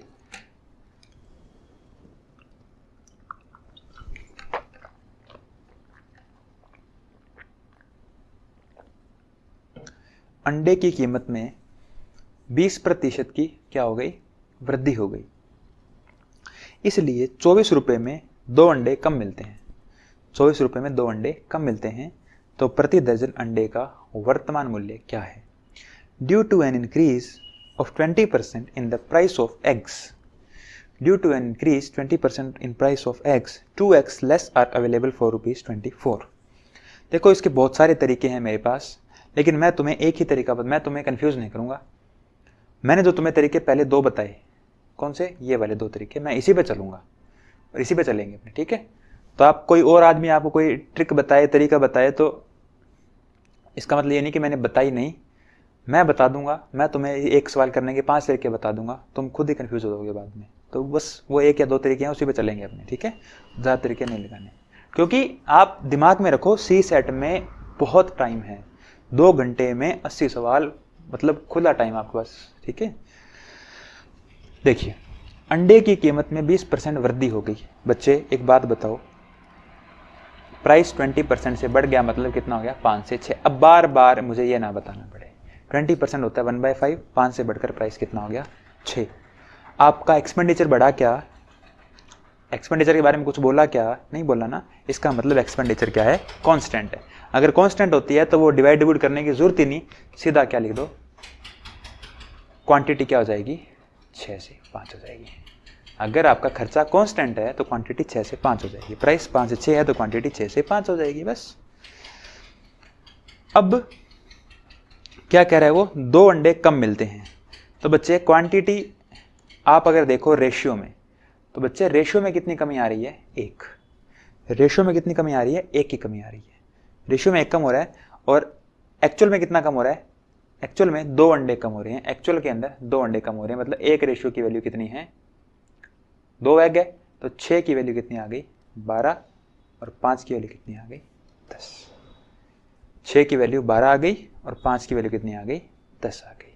ये आपके पहले अंडे आते थे, पहले एग्स आते थे, और ये कितने आते हैं? अब एग्स आते हैं। अब वो आपसे पूछ रहा है अंडे का वर्तमान मूल्य, द प्रेजेंट ए रेट। तो बच्चे पहले 12 अंडे आते थे, अब कितने अंडे आते हैं? 10 अंडे आपको दे रखे हैं उसने, कितने में? 24 रुपए में। क्योंकि आप एक खुद सोचो, जो आपने ये डिफरेंस लिया है, अगर आप सोचोगे तो मैथ बहुत आसान है, मैं बार बार बोल रहा हूं, एक रेशियो में 2 अंडे कम आते हैं, है ना? तो ये 2 अंडे कहां से लिया आपने? यहीं से तो लिए हैं। 2x लेस इन 24, 24 रुपए में 2 अंडे कम मिलेंगे। मतलब जो क्वांटिटी आई है ये पहले वाली क्वांटिटी है और ये अब वाली क्वांटिटी है। यानी कि पहले 24 रुपए में 12 अंडे मिलते थे, अब 24 रुपए में 10 अंडे मिलते हैं। बच्चे पूछते हैं कि सर 2 अंडे कहां गए? तो बच्चे 2 अंडे कमी है वो, ये नहीं कि 2 अंडे पहले मिलते थे या 2 अंडे अब मिलते हैं, 2 अंडे की कमी है वो क्वांटिटी कम हो रही है, पहले से अब कम हो रही है वो। तो वो एक रेशियो की वैल्यू 2 है, तो पहले 12 अंडे आते थे, अब कितने आते हैं? 10 अंडे। किसमें? उस 24 रुपए में। आपसे आज का रेट पूछा है तो आज का दे दो उसको। आज 24 रुपए में कितने रुपए में? 24 रुपए में कितने अंडे आते हैं? 10 अंडे आते हैं। 24 रुपए में 10 अंडे आते हैं। ये एक अंडे का रेट आ गया। इनटू में उसने पूछा कितने का है? 12, यानी कि उसने एक डजन का पूछा है, पर डजन। तो 24 रुपए में क्या है? 10 अंडे आते हैं। प्राइस निकाल रहा हूं मैं, एक अंडे का प्राइस निकाल रहा हूं। प्राइस कैसे निकलेगा? 100 रुपए में 5 चॉकलेट आती है डेयरी मिल्क। 100 रुपए आपने दिए, उसने आपको 5 चॉकलेट दी। क्यों दी? क्योंकि एक चॉकलेट 20 रुपए की थी। तो 24 रुपए में 10 अंडे आते हैं, तो डिवाइड करूंगा ना मैं। इन चीजों में मत उलझा करो। 24 रुपए में कितने अंडे आते हैं? 10। तो हमें कितने का चाहिए? ये जो वैल्यू आ गई एक अंडे की आ गई, हमें चाहिए 12 अंडे की। इंटू में 12, यहां से कितना आएगा? ये 28.8 आ जाएगा। 12 अंडे की वैल्यू कितनी आ जाएगी? 28.8। ठीक है, आगे चले। अंडे की कीमत में 50% वृद्धि होने पर 24 रुपए में 4 अंडे कम मिलते हैं। Due to an increase of 50% in price of eggs, 4x less are available in ₹24। एक दर्जन अंडे का मूल्य वर्तमान में कितना है? आज कितना है? तो बच्चे 50% को क्या लिखते हैं? 1/2। तो बताओ प्राइस क्या हो गया? प्राइस हो गया बच्चे 2 से 3, है ना? 50% वृद्धि होगी, मतलब 2 था तो अब 1 बढ़ गया, कितना हो गया? 3 हो गया। तो बच्चे क्वांटिटी कितनी हो जाएगी? 3 से 2 हो जाएगी। क्योंकि एक्सपेंडिचर सेम होता है तो सीधा रिवर्स कर दिया करो, नहीं तो फिर मैंने बता ही दिया एक्सपेंडिचर अपॉन में प्राइस, तो क्वांटिटी का रेशियो आ जाएगा। ठीक है ना? तो प्राइस 2:3 है और क्वांटिटी कितनी आ गई? उसका उल्टा आ गई, क्योंकि एक्सपेंडिचर कांस्टेंट है। तो बच्चे क्वांटिटी में कितनी कमी हो रही है? रेशियो में 1 की। वैसे कितनी कमी हो रही है? 4 अंडे कम मिलते हैं। 1 की वैल्यू 4 है। रेशियो में 1 अंडा कम आता है और एक्चुअल में 4 अंडे कम आते हैं। तो क्या आ जाएगा यहाँ से? 3 की वैल्यू 12 आ जाएगी, 2 की वैल्यू 8, क्योंकि 1 की वैल्यू 4 है तो 3 की वैल्यू 12 और 2 की वैल्यू 8 आ जाएगी। वो पूछ रहा है प्रति दर्जन अंडे का वर्तमान में मूल्य कितना है? आज कितना मूल्य है? आज मतलब फिर आज यानी कि 24 रुपए में कितने अंडे आते हैं? ये 24 रुपए में आज कितने अंडे आते हैं? 8 अंडे आते हैं। एक अंडा कितने रुपए का हो गया? 3 रुपए का। फिर उसने एक अंडे का नहीं पूछा, उसने पूछा प्रति दर्जन अंडा। तो एक अंडा अगर 3 रुपए का है तो दर्जन अंडे कितने रुपए के हो जाएंगे? 36 रुपीज के हो जाएंगे। कोई दिक्कत तो नहीं है? हो जाएगा सवाल। ये अब आप अपने आप करेंगे। ये मैं आपको बताता हूं। यहां से ये दूसरे सवाल स्टार्ट हो गए। तो मैंने आपको एक टाइप पूरी करवा दी। कौन सी टाइप करवा दी? कि अगर रेट बढ़ जाए तो क्वांटिटी कितनी कम करनी पड़ेगी, या रेट बढ़ जाए तो इतने किलो कम आती है, इतने किलो ज़्यादा आती है। उस तरीके के मैंने सवाल आपको सारे करवा दिए। अब एक नई टाइप पढ़ेंगे, देखिएगा क्या है। देखो कंसेप्ट है सक्सेसिव परसेंटेज।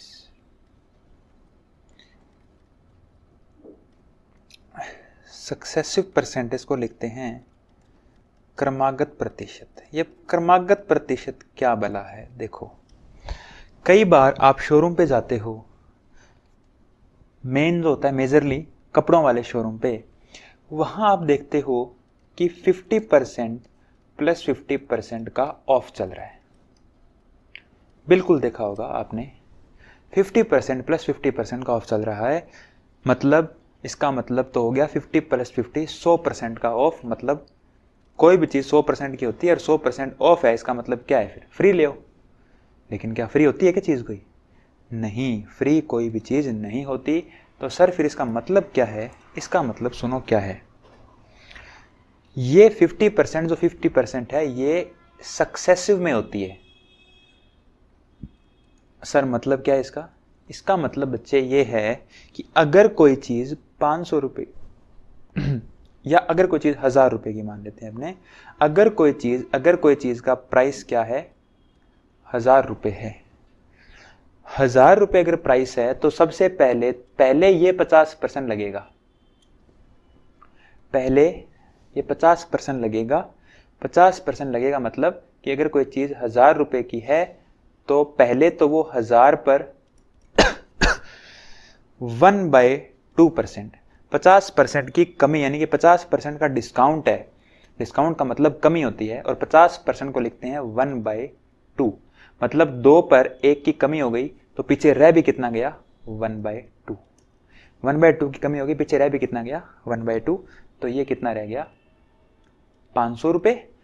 अब जो पहले 50%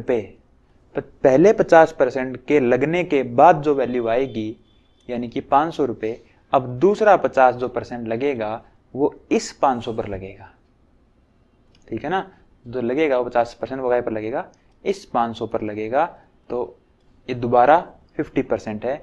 50% क्या लिखते हैं, 1/2, यानी कि 2 पर 1 की कमी है तो वो रह भी कितना गया, 1/2 रह गया। तो 500 का दोबारा 1/2 निकालो, कितना आएगा, 250 आएगा। वो चीज़ आपको कितने रुपए की पड़ेगी, 250 की पड़ेगी, ना कि वो चीज़ आपके लिए फ्री है।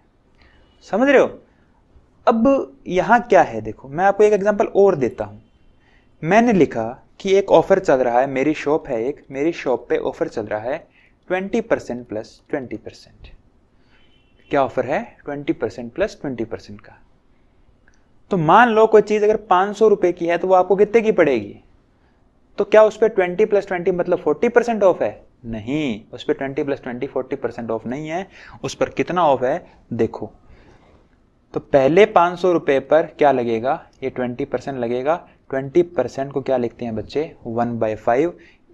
20% का ऑफ है, मतलब 20% की डिस्काउंट है, कमी है। तो 5 पर 1 कम हो गया, मतलब कितना रह गया, 4/5 रह गया। वो 5 में से 1 कम हो गया, कितना रह गया, 4/5। तो वो चीज़ कितने की रह गई, 400 रुपए की रह गई। अब वो चीज़ 400 रुपए की है, 400 रुपए पर दोबारा क्या लगा, 20%। 20% को क्या लिखते हैं, 1/5, यानी कि 5 पर 1 रुपए की कमी, मतलब कितना है, 4/5 रह गया। यानी कि जो मेरी दुकान से आप 500 रुपए की चीज़ खरीदोगे वो आपको कितने की पड़ेगी, 320 रुपए की पड़ेगी। इतनी सी बात मेरी समझ में आ रही है कि नहीं आ रही है आपके? आ रही है। अब सर सक्सेसिव परसेंट का ये कंसेप्ट, ये बेसिक करवा दिया मैंने आपको। ये क्या है, ये आपको मैंने क्या करवा दिया, बेसिक करवा दिया। अब इसको अगर एक ही लाइन में लिखना है तो कैसे लिखूंगा मैं, देखो अब जो एक ही लाइन में लिखना है वो सीख लो, उसी के ऊपर आगे के सारे सवाल उसी ट्रिक नहीं, उसी कंसेप्ट के ऊपर बेस्ड है। देखो क्या मैंने लिखा, 500 रुपए, कितना डिस्काउंट था, 20% का एक था और फिर 20% का एक और था, 2 डिस्काउंट थे 20% के। तो बच्चे पहला 20% है तो 20% को क्या लिखते हैं, 1/5। 20% को क्या लिखते हैं, 1/5, यानी कि 5 रुपए पर 1 रुपए का डिस्काउंट है। मतलब वो चीज़ जो है वो कितने की रह गई, 4/5 की रह गई। 5 पे एक डिस्काउंट दे दिया, मतलब कितने की रह गई, वो चीज़ आपकी 4/5 की रह गई। तो अब इसको सॉल्व नहीं करना आपने। अब यहां से आप 400 निकाल लोगे, मुझे पता है, देखो ये मैंने निकाला था, कितना निकाला था, 400 निकाला था। आपने निकालना नहीं है, आपने बस इसको छोड़ देना है, ये ब्रैकेट बंद करके। ये यहां से लेकर यहां तक क्या आ गया, फर्स्ट परसेंट, यानी कि 20% कमी के बाद की वैल्यू। सॉल्व नहीं करनी आपने, आ गई ये 500 × 4/5 लिखा, तो ये फर्स्ट परसेंटेज के बाद की वैल्यू आ गई। इसी के ऊपर क्या लगा दो, इसी पे क्या लगा दो, आपका दूसरा। क्या दूसरा भी कितना था 25, जिसको क्या लिखते हैं 1/5, मतलब 5 पर 1 की कमी है। वो दोबारा से कितनी रह गई, दोबारा से कितनी रह गई वो 4/5, दोबारा से कितनी रह गई वो 4/5 की रह गई। तो अब क्या करोगे आप, अब यहाँ पे क्या हो जाएगा, यहाँ पे हो जाएगा क्या इसी के ऊपर। तो 500 का 4/5 इंटू 4/5, तो 5 5 25, कितना निकल कर आएगा ये 320 रुपये। कितना निकल कर आएगा ये 320 रुपये निकल कर आ जाएगा आपका।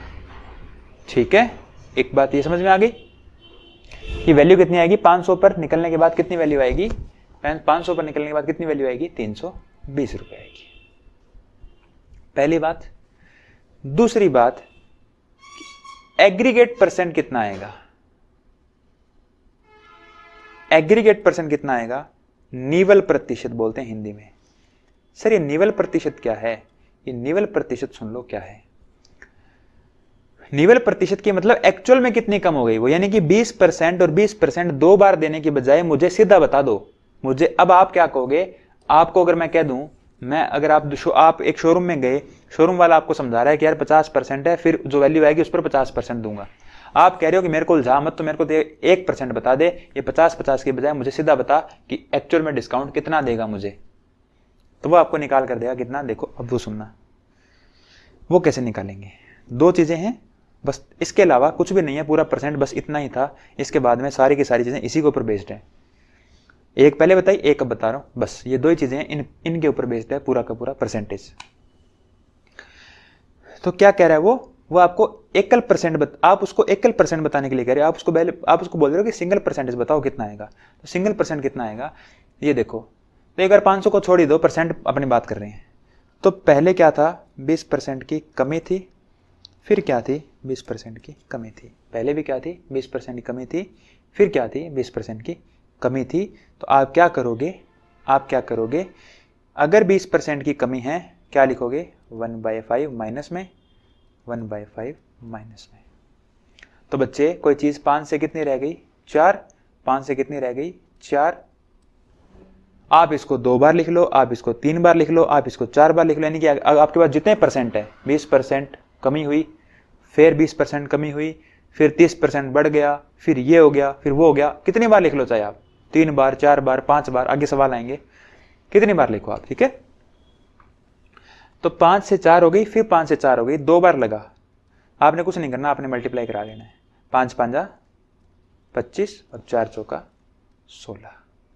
ये आपका एकल परसेंट आ गया। कैसे 25 से कितना हो गया, 25 से कितनी होगी कोई चीज 25 से कितनी हो गई 9 कम हो गई। 25 से कितनी हो गई 9 कम हो गई।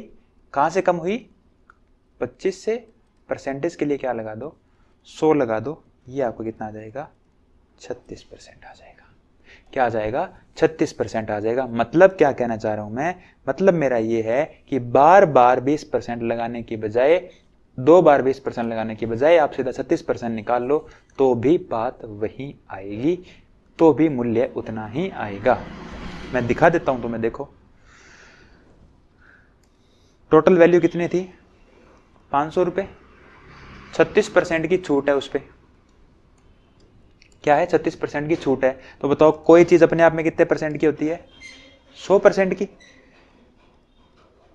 36% छूट हो गई, पीछे कितने की रहेगी वो 64 की। तो सीधा इसका 64% निकाल लो।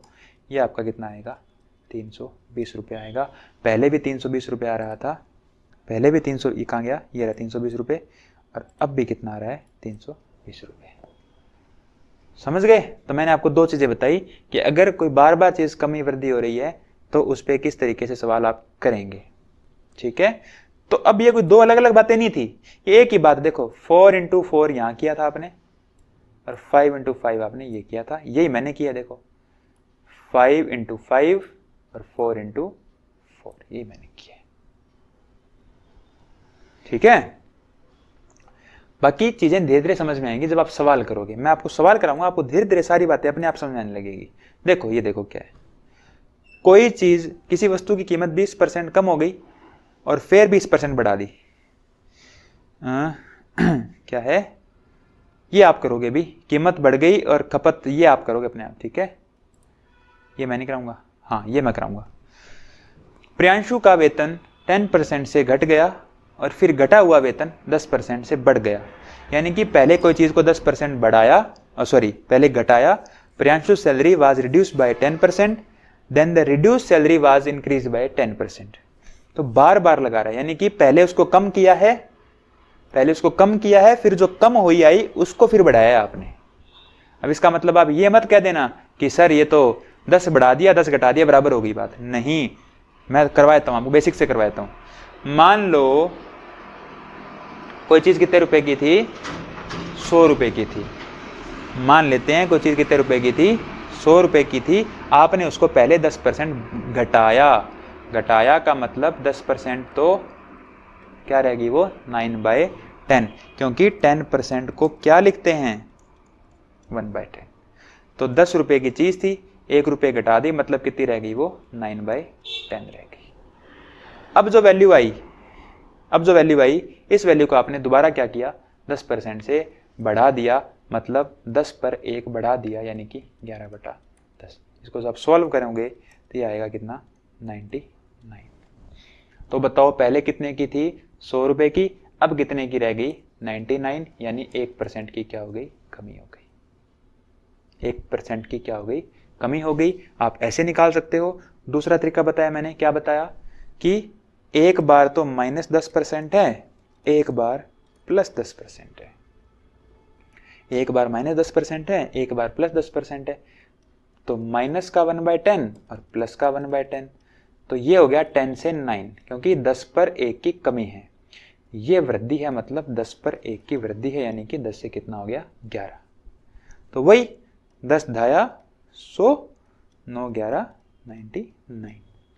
क्या हो रही है, 1 की कमी कितने पे, 1 की कमी कितने पे 100 पे।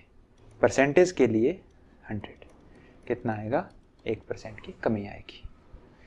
कितने आ जाएगी, 1% की कमी आ जाएगी। आ रही है कमी 1% की, हो जाएगा ये सवाल भी।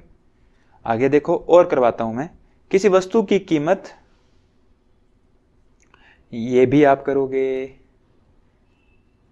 25%। हाँ, एक व्यक्ति का वेतन 25% कम कर दिया जाता है, फिर घटाया गया वेतन 25% से दोबारा बढ़ा दिया गया। The salary of a person is decreased by 25%, then decreased salary is increased by 20%. तो कैसे करोगे, पहले 25% कम किया, फिर 25% बढ़ा दिया। ठीक है। तो बच्चे अगर फ्रैक्शन नहीं भी याद आ रही है ना आपको, अगर मान लो पेपर में फ्रैक्शन नहीं याद आ रही, तो फिर सर क्या हम बैठे रहेंगे वहां पे, नहीं बैठना नहीं है। 25% कम किया मतलब 100 से कितनी हो गई वो 75। 25% कम किया मतलब 100 से कितनी हो गई 75। फिर 25% बढ़ाया मतलब 100 से कितनी हो गई वो 125। पहले 25% कम किया मतलब 100 से 75 हो गई, फिर 25% बढ़ाया मतलब 100 से 125 हो गई। तो यहां से आप निकाल सकते हो, रेशियो निकाल सकते हो आप। देखो 25 चौका 100, 25 दिया 75, 25 चौका 100, 25 पंजा 125। परसेंट याद नहीं आ रहा तो नहीं आ रहा, क्या इलाज है अब, ऐसे कर लो आप। मतलब अगर परसेंट की फ्रैक्शन याद नहीं आ रही तो ये तो कर सकते हो। ठीक है, 4 चौका 16, 3 पंजा 15, 1 की क्या हो रही है कमी, 1 की कमी हो रही है। कितने पे कमी हो रही है 16 पे। परसेंटेज के लिए क्या आएगा 100, ये आएगा 6 से 1/4 की कमी, ये कमी आ गई। ठीक है, क्या है, एक वस्तु के मूल्य में पहले 10% की वृद्धि की गई, फिर 20% की दोबारा वृद्धि की गई। The price of an article was first increase by 10%, then again increase by 20%, the last increased price was 33, the original price was, क्या था। पहले क्या किया, अपने थोड़ा ऊपर करते हैं ताकि ऊपर की जगह काम आ जाएगी। प्लस का 10%, प्लस का 20%। 10% को क्या लिखते हैं 1/10, 20 को क्या लिखते हैं 1/5। अगर याद है तो बहुत अच्छी बात है, नहीं तो फिर 100 से 110 और 100 से 120 कर सकते हो, कोई दिक्कत नहीं है। तो 10 से बढ़ोतरी है तो 11 हो गई, फिर 5 से बढ़ोतरी है तो 6 हो गई, है ना। 5 पे 1 बढ़ा तो 6 हो गया। ओके, तो 10 5 50, 11 6 66। इस बार आपसे उसने ये नहीं पूछा कितनी वृद्धि कितनी कमी, ये नहीं पूछा आपसे। आपसे क्या पूछा गया है, अंतिम मूल्य 33 रुपए है। अंतिम मूल्य कितना है, 33 रुपए है। अंतिम मूल्य 33 रुपए है तो कोई बात नहीं, 33 रुपए कै की वैल्यू है बच्चे, 66 की। अपने से क्या पूछा है, आरंभिक मूल्य, मतलब किसकी वैल्यू पूछी है, 50 की। कितना आ जाएगा, 25 आपका आंसर आ जाएगा। क्योंकि ये जो आता है ना, ये क्या आता है, ये जो रेशियो आता है नीचे निकलकर 50 × 50 रेशियो 66, ये किस चीज का रेशियो आता है, ये रेशियो आता है अपना कि 50 पहले थी और ये 66 रुपए अब हो गई, मतलब 2 बार 3 बार 4 बार जो भी है बढ़ने के बाद। तो 50 रुपए शुरू में थी और 2-3 बार बढ़ने के बाद कितनी हो गई, 66 हो गई। इस चीज का रेशियो आता है ये, क्या, इनिशियल और लास्ट। ठीक है, अब आप करेंगे सवाल कितने, ठीक है, एक मैं करवाता हूं। एक आदमी अपने वेतन का 12.5% दैनिक उपयोग की वस्तुओं पर खर्च करता है और शेष वेतन का शेष 30% अपने घर के किराए पर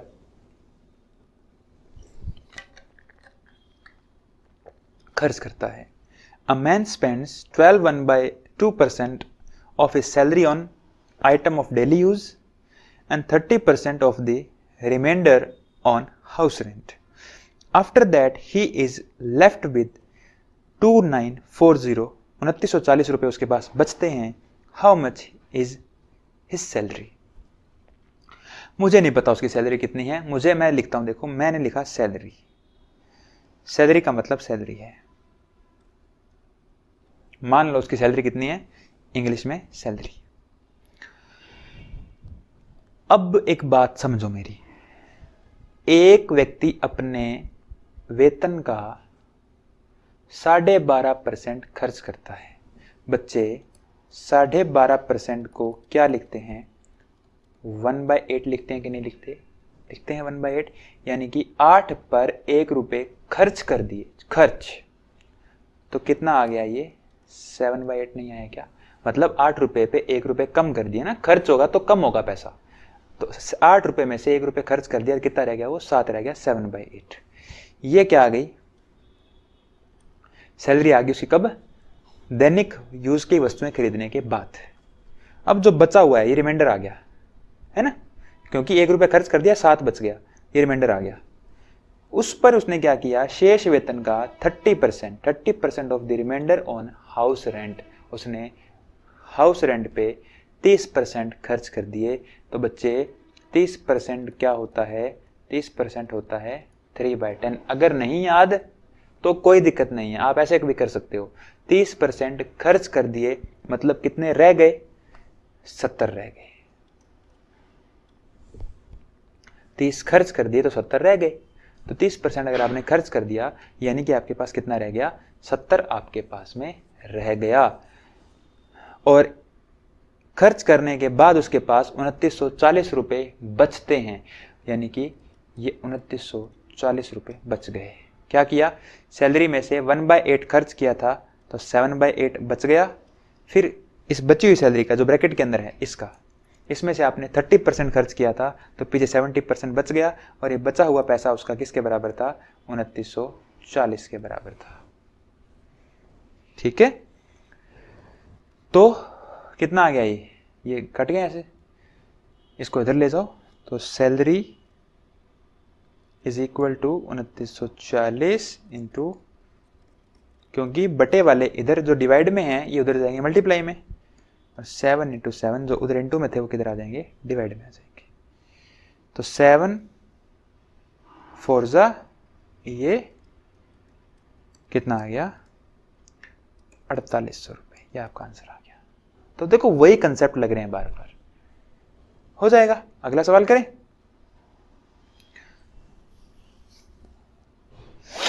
क्या कहता है वो, एक आदमी अपने मासिक आय का 40% जो पैसा है वो भोजन पर। A man spends 40% of his monthly salary on food and 1/3 of the remaining on transport.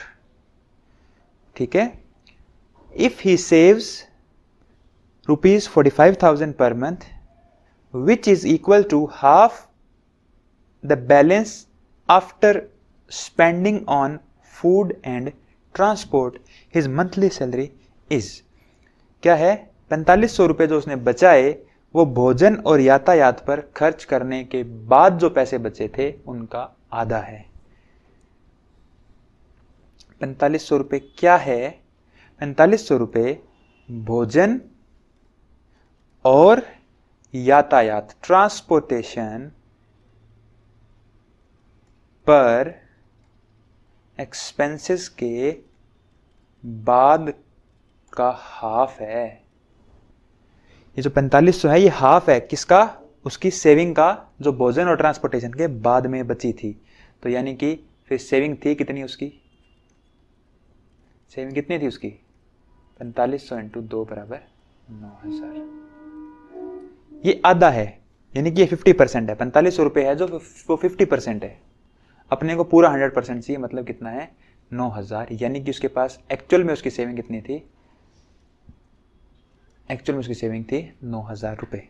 वो क्या कह रहा है कि 40% भोजन पर और 1/3 यातायात पर खर्च करता है, तो उसके पास 4500 रुपये जो बचे, वो 4500 रुपये जो हैं वो उसके भोजन और यातायात पर खर्च करने के बाद का हाफ है। 4500 रुपये हाफ है, तो यानी कि उसने एक्चुअली में बचाए कितने थे, 4500 का डबल बचाए थे, मतलब 9000 रुपये बचाए थे। बस सेम सवाल बन गया। सैलरी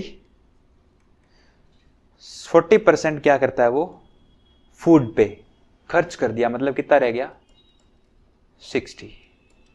40% खर्च कर दिया, कितना रह गया 60। ये आ गई रिमेनिंग।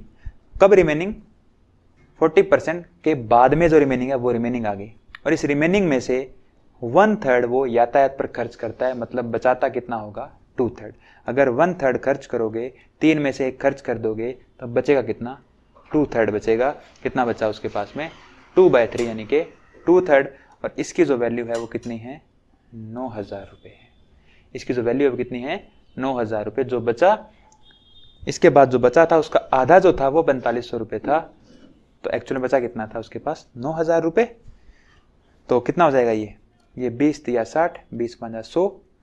तो उसकी सैलरी आ जाएगी 9000 × 5, ये 3 से 3 कैंसिल हो गया ना, /2 है ना। तो ये 5 इधर था डिवाइड में, उधर चला गया, और 2 × में था वो डिवाइड में चला गया।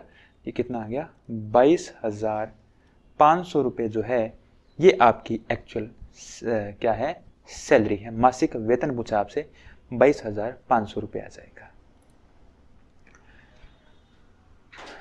अब क्या है, एक गांव की जनसंख्या प्रति वर्ष 25% की दर से बढ़ती है। 3 साल के अंत में गांव की जनसंख्या 10,000 है, तो पहले साल के शुरू में गांव की जनसंख्या क्या थी। The population of a village has increased annually at the rate of 25%.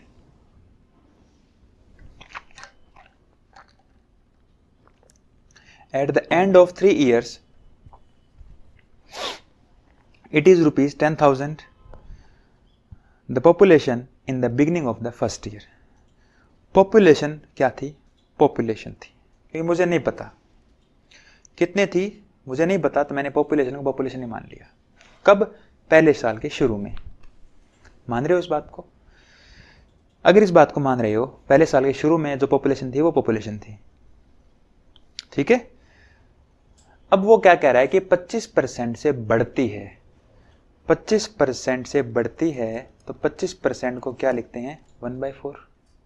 क्या लिखते हैं 1/4, यानी कि 4 से बढ़कर वो कितनी हो जाती है 5। 4 है, 1 बढ़ जाए कितनी हो जाएगी 5 हो जाएगी, 5/4। ये क्या आ गई, पॉपुलेशन कितने से बढ़ी 25% से। कितने से बढ़ी 25% से, 5/4। 1 साल में बढ़ी, ये बढ़ी 1 साल में। उसके बाद क्या हुआ, जो ये बढ़ी हुई थी, ये बढ़ी हुई जनसंख्या दोबारा कितने से बढ़ गई 25% से। या इसका अपने मार्कर चेंज कर लेते हैं ताकि आपको ये कन्फ्यूज़न ना हो। ये बढ़ी हुई जो थी ये दोबारा कितने से बढ़ गई, 5/4 से। ये ब्लू वाली थी पहले साल के एंड में, अब आपने एक बार और लगा दिया तो ये 2 साल के एंड में आ गई, और फिर ये जो दूसरे साल के एंड में थी ये तीसरे साल में दोबारा बढ़ी, तो ये जो आ गई ये तीसरे साल के एंड में आ गई। ये ब्लू वाली जो है ये पहले साल के एंड में है, ये दूसरे साल, और ये क्या है, तीसरे साल के एंड में। सही है ना, क्योंकि 3 बार बढ़ी, वो 25 से 3 बार बढ़ी, 5/4, 5/4 और 5/4, और इसका आंसर आपको दे रखा है कितना, 10,000। यानी कि बढ़ने के बाद कितनी हो गई, बढ़ने के बाद 10,000 हो गई। बढ़ने के बाद अगर 10,000 हो गई तो देखो क्या है तो करो इसको, सॉल्व करें इसको। पॉपुलेशन कितनी है, 10,000 into 4 into 4 divide by 5 into 5 5 into वाला नीचे चला गया, 4 डिवाइड वाला ऊपर चला गया। 5 का कितने पे गया, 2000 पे, 5 कितने पे गया, 400 पे, 5 कितने पे गया, 80 पे, और जब काटोगे आप ये आएगा 64, 8 जा 512, कितना आएगा, 5120 आंसर आएगा। अब कर लेना ऐसे सवाल, है ना। अब ये भी आप करोगे, इसकी मैं फ्रैक्शन बताता हूं, नहीं पता तो डाई की फ्रैक्शन होती है 1/40। कितनी होती है, 1/40। ओके, ये भी आप करेंगे, ये भी आप करेंगे, ये भी आप करेंगे। ये अब आते हैं नया कंसेप्ट, ये मार्क्स वाला कंसेप्ट। देखो ऐसे कितने सवाल होंगे, ऐसे देखो 3 से 4 सवाल एक साथ मैंने लिए हैं। देखो क्या है,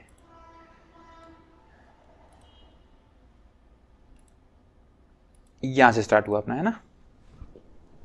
ये मार्क्स वाले सवाल हैं। इन सवालों को कैसे करते हैं, देखो लगभग 2 घंटे की वीडियो रहेगी आपकी क्योंकि अब देखो सारे कंसेप्ट, एक ही कंसेप्ट बार बार लग रहा है, तो अगर सारे कंसेप्ट सेम चल रहे हैं तो एक वीडियो में करेंगे, ज़्यादा अच्छे से समझ में आएगा आपके। एक छात्र को पास होने के लिए कुल अंकों का 33% प्राप्त करना है। A student has to obtain 33% of the total marks to pass. He got 25% of total marks and failed by 40 marks. The number of total marks is, तो बताओ कुल अंक कितने हैं। आप मुझे एक बात बताइए, आपको पास होने के लिए 33% चाहिए, परसेंटेज में कितने चाहिए, ये आपकी डेडलाइन है, अगर इससे नीचे आए तो फेल। आपको क्या है, पास होने के लिए कितने चाहिए, आपको पास होने के लिए 33% नंबर चाहिए, और उसके एक बंदा था, उसके कितने आए, एक बच्चे के कितने आए, 25% एक स्टूडेंट को मिलते हैं। तो बताओ परसेंटेज में कितने से फेल हो गया वो, 33% चाहिए, 25% आए, तो कितने से फेल हो गया वो परसेंटेज में, 8% से। कितने से फेल हो गया, 8% से। और नंबर में कितने से फेल हो गया वो, 40 से। तो क्या मैं ये नहीं कह सकता क्या कि 8% की वैल्यू कितनी है, 40 है, क्योंकि वो परसेंटेज में कितने से फेल, 33 चाहिए, 25 ला रहा है, 8 से फेल हो रहा है वो। परसेंटेज में वो 8 से फेल हो रहा है, और वो नंबर्स में 40 से फेल हो रहा है। तो आपसे पूछा है टोटल मार्क्स कितने हैं, तो बच्चे 8% की वैल्यू 40 है, तो 1% की वैल्यू कितनी आ गई, 40/8। तो 100% की वैल्यू कितनी आ गई, 40/8 इंटू में 100, 500 नंबर आ गए आपके टोटल नंबर। क्योंकि कोई भी चीज़ अपने आप में कितनी होती है, 500 होती है, तो टोटल कितना आ गया, 500 आ गया। आगे चलें। एक प्रतियोगी परीक्षा में 20% अंक प्राप्त होते हैं और वो 30 अंकों से फेल हो गया। A candidate who gets 20% marks in an examination fails by 30 marks. But another candidate, लेकिन एक दूसरा कैंडिडेट है, who gets 32% get 42 marks more than the passing marks. लेकिन एक दूसरा जो बंदा है उसको 32% नंबर मिले और उसके नंबर पासिंग मार्क्स से 42 ज़्यादा हैं। तो बताओ उत्तीर्ण अंक का परसेंटेज क्या था, बताओ पासिंग परसेंट क्या था। सुनो मेरी बात, एक छोटी सी बात है कि अपनों ने एक स्टैंडर्ड सेट कर रखा है, ये डेडलाइन है। अपनों ने क्या कर रखा है, एक स्टैंडर्ड सेट कर रखा है, ये हमारी डेडलाइन है। अगर इस डेडलाइन से कोई नीचे आया, अगर उस डेडलाइन से कोई नीचे आया तो वो फेल हो जाएगा। और हुआ भी। एक बच्चा था, अपने इसको दिखाते हैं रेड से, क्योंकि फेल हो रहा है तो रेड से दिखाएंगे। किसी प्रतियोगी को 20% अंक मिले और वह 30 अंकों से फेल हो गया। तो फेल हो गया मतलब यहाँ नीचे है वो। कितने नंबर मिले उसको? 20%। तो 20% नंबर मिले और उसके कितने कम है पासिंग मार्क्स से? पासिंग मार्क्स से उसके 30 मार्क्स कम है। पासिंग से कितने कम है उसके? पासिंग से उसके क्या है? 30 मार्क्स कम है, क्योंकि उसको कितने मिले हैं? 20% मिले हैं और उसके नंबर कितने हैं? 30 नंबर कम हैं। कहां से? पासिंग मार्क्स से, डेडलाइन से नीचे है वो। दूसरे प्रतियोगी को 32% मिले, अनदर कैंडिडेट को 32% मिले और उसके 42 नंबर ज्यादा हैं। मतलब वो कहां है, उसको अपने अलग तरीके से दिखाते हैं, और वो यहां है इस जगह पे, और उसके कितने परसेंट है? 32%। 32% है, और ये जो हैं पासिंग मार्क्स से कितने ज़्यादा हैं उसके? पासिंग मार्क्स के उसके 42 मार्क्स ज़्यादा हैं। तो जिसके 20% मार्क्स हैं उसके 30 मार्क्स कम हैं, जिसके 32 मार्क्स हैं उसके 42 मार्क्स ज़्यादा हैं डेडलाइन से। तो आप ये देखिए, इसको मिले 20%, इसको मिले 32%। डिफरेंस कितना है दोनों बच्चों में? दोनों बच्चों में डिफरेंस है 12% का। और मार्क्स में कितना मार्क्स में कितना डिफरेंस है? ये डेडलाइन से नीचे 30 है, वो डेडलाइन से ऊपर 42 है। तो 30 और 42 का जो टोटल डिफरेंस हो गया वो कितना हो गया? 72। वो ऊपर 42 ज्यादा है वो, और वो एक जो है वो 30 कम है। तो कितना हो गया टोटल डिफरेंस? कितना हो गया? 72। तो 1% की वैल्यू कितनी आ गई? 72 डिवाइड बाय 12 कितनी आ गई? 6 मार्क्स। 1% की वैल्यू कितनी है? 1% की वैल्यू 6 मार्क्स है। और वो पूछ क्या रहा है? वो पूछ रहा है कि पास होने के लिए कितने परसेंट चाहिए। अगर आपसे टोटल पूछ लेता तो कैसे बताते? अगर टोटल पूछ ले आपसे तो 1% की वैल्यू 6 है, तो 100% की वैल्यू कितनी आ जाएगी? 600 आ जाएगी। ये तो है टोटल मार्क्स, लेकिन उसने टोटल नहीं पूछा, उसने पूछे आपसे कि पासिंग मार्क्स कितने हैं। तो देखो, एक बच्चे के 20% मार्क्स थे और वो कितने मार्क्स से फेल हुआ था? 30 मार्क्स से। तो अब एक बात बताओ, अभी आपने 6 मार्क्स क्या निकाले? 6 मार्क्स की वैल्यू किसके बराबर है? 1% के बराबर है। यहां क्या है? 6 मार्क्स की वैल्यू 1% के बराबर है। तो टोटल 30 मार्क्स की वैल्यू कितनी हो जाएगी? 30 मार्क्स की वैल्यू 5% के बराबर हो जाएगी। 6 मार्क्स की वैल्यू 1% के बराबर है, तो 30 मार्क्स की वैल्यू 5% के बराबर हो जाएगी। यानी कि वो 30 मार्क्स से फेल हुआ, और यह आपने कह सकते हैं कि वो 5% से फेल हुआ। तो उसके मार्क्स थे कितने? 20%। 5% से वो फेल हो गया, मतलब पास होने के लिए कितने चाहिए थे? 25%। इससे भी निकाल सकते हो आप। अगर पास होने वाले से निकालो तो उससे भी निकाल सकते हो। कैसे? उससे आप इस तरीके से निकाल सकते हो कि उसके मार्क्स कितने थे? 42। आपने अभी क्या निकाला? 6 मार्क्स 1% की वैल्यू है, तो 42 मार्क्स कितने की वैल्यू हो जाएगी? 7% की वैल्यू हो जाएगी। 1% में 6 मार्क्स आते हैं, तो 42 मार्क्स में कितने परसेंट आ जाएंगे? 7%। कैसे निकालते हैं? ऐसे निकालते हैं, 42/6 आ गया 7%। अब वो क्या हुआ कि 7% ज्यादा है उसके, पासिंग मार्क्स से 7% ज्यादा हैं, तो उसके हैं कितने? उसके हैं 32%। और 32% है और वो 7% ज्यादा है। 7% ज्यादा है मतलब उसको पास होने के लिए कितने चाहिए? पास होने के लिए उसको 25% मार्क्स चाहिए। अब इसी तरीके के सवाल हैं, ये रहा एक, और ये 2 सवाल आप करेंगे। उसके बाद में आपके 2 तरीके के सवाल रह जाएंगे। एक तो मिक्सचर वाले सवाल, एक तो क्या है, हमने पढ़ा था मिक्सचर कहाँ पे? रेशियो के अंदर। और एक मिक्सचर हमने पढ़ना है किसमें? परसेंटेज के अंदर। तो एक रह जाएंगे आपके मिक्सचर वाले सवाल, एक आपके रह जाएंगे इलेक्शन वाले सवाल, और तीसरा जो सी सेट के अंदर आज तक पूछे गए सवाल हैं वो सवाल रह जाएंगे। तो इन तीनों को अपने अगली क्लास में फिनिश करेंगे। यही 1 से 1.5-2 घंटे की क्लास वो बनेगी आपकी। तो एक क्लास को देखने के बाद अपना रिव्यू ज़रूर दीजिएगा। दोबारा मिलेंगे। धन्यवाद।